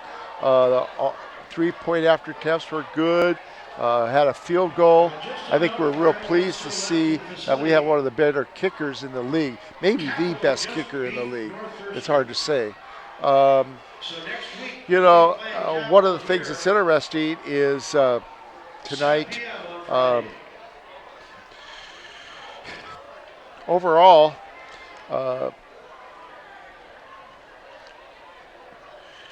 Mount Tahoma passed 34 times, completed 11. I thought they did really well in the passing when they just had the quarterback. The empty backfield. The empty spread backfield, everybody out, yeah. I thought that was pretty successful. But, that doesn't always work when you get down into the red zone. I thought that's probably why they changed it and put Herrera in the backfield because they knew that would not be so successful when you get close to the goal line. It was pretty even statistically. And you can see that I'm kind of hem and hawing on the total yardage right now. I'm going to need a little more time to figure that out, but I would like to give a rundown on the score. Sure, go ahead. And Powler, the first play of the game, he does a halfback pass or backfield pass to Kimball for 35 yards. That was a great play, very well drawn up. First play. And then the point after attempt was good. Then the field goal was good. And then we had the quarterback keeper, and that made it 17-0. And then we had an 11-yard pitch out to Powler, and the point after attempt was good. So kicking game, like I said, was good. The point after attempts. Turnovers. I said that Shelton didn't get any penalties in the first half, and maybe I shouldn't have said anything. Well, but they only got 38 yards. I guess if we count that last one half, the distance to the goal line, I guess then we make it 38 yards. What hurt Mount Tahoma in that second half was they had 2 15-yard penalties on the same play. Right, back to back. And so they had a total of 45 yards in the second half. First half, 65. So that might have had a bearing, might have made got a little bit closer for Mount Tahoma. I thought that was a really heads-up play by Forrest Hunter on that punt. Yeah, that was really good because that could have been the first negative punt I've seen in history. And Forrest Hunter did a great job. Colton Powler sure showed his speed, didn't he? Oh, yes, he does. Boy, did he show his speed by catching up on that, knocking the kid down at the 5-yard line. Take care. We just saw somebody here, I think was on the 85 team, shaking hands with him, and it was good to see him.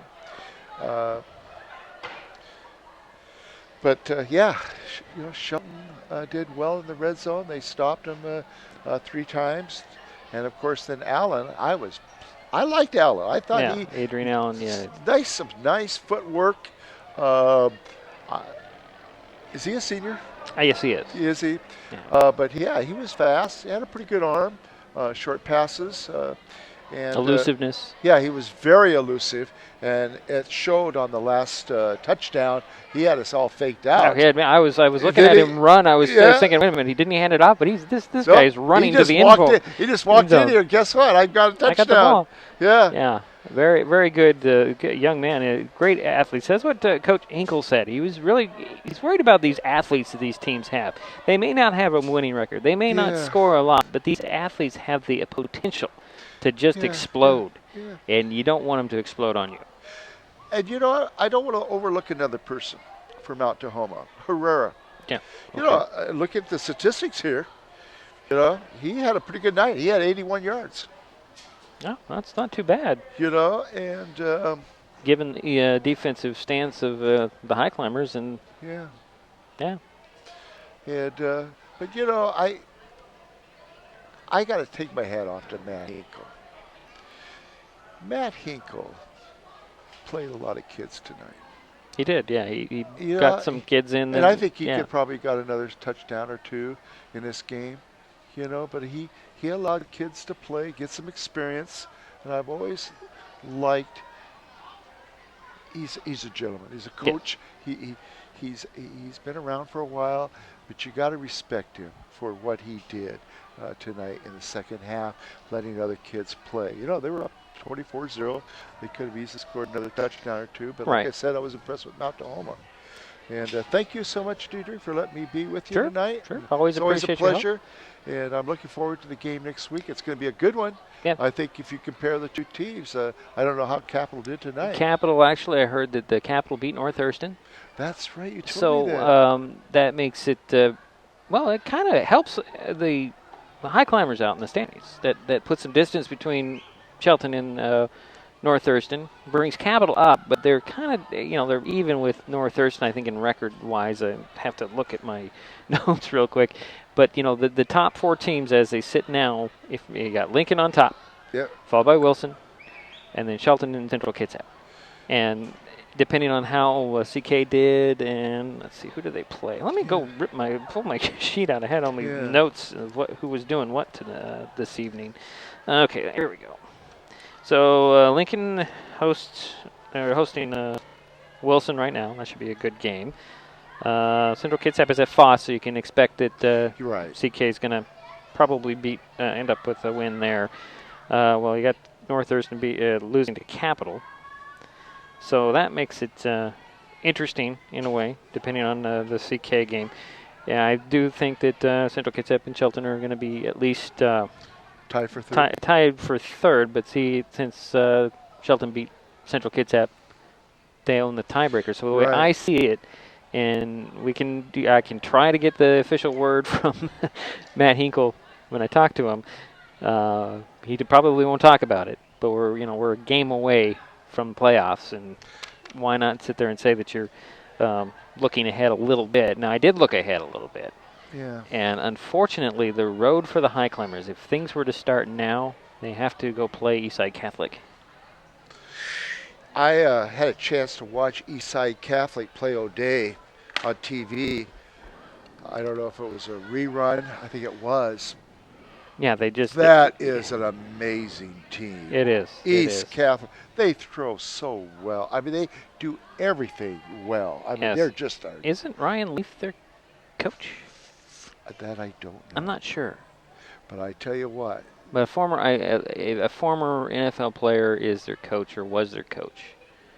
And I hope Ryan Leaf has turned things around because, boy, he was such a good quarterback in college. He wasn't I mean, he was so talented. Well, anyways, we got to wrap things up so everybody can go home. Yep. All right, so final again, 24-6. Shelton knocking off Mount Tahoma tonight here at High Climber Stadium. Next week we have Capital coming in, wrap this regular season up, and we'll be on the air, as it were, at around 6:45 for that game at High Climber Stadium next Friday. Right here, probably in the exact same seats, Jerry, as we have been. So final again, Shelton 24, Mount Tahoma 6. We will see you next week.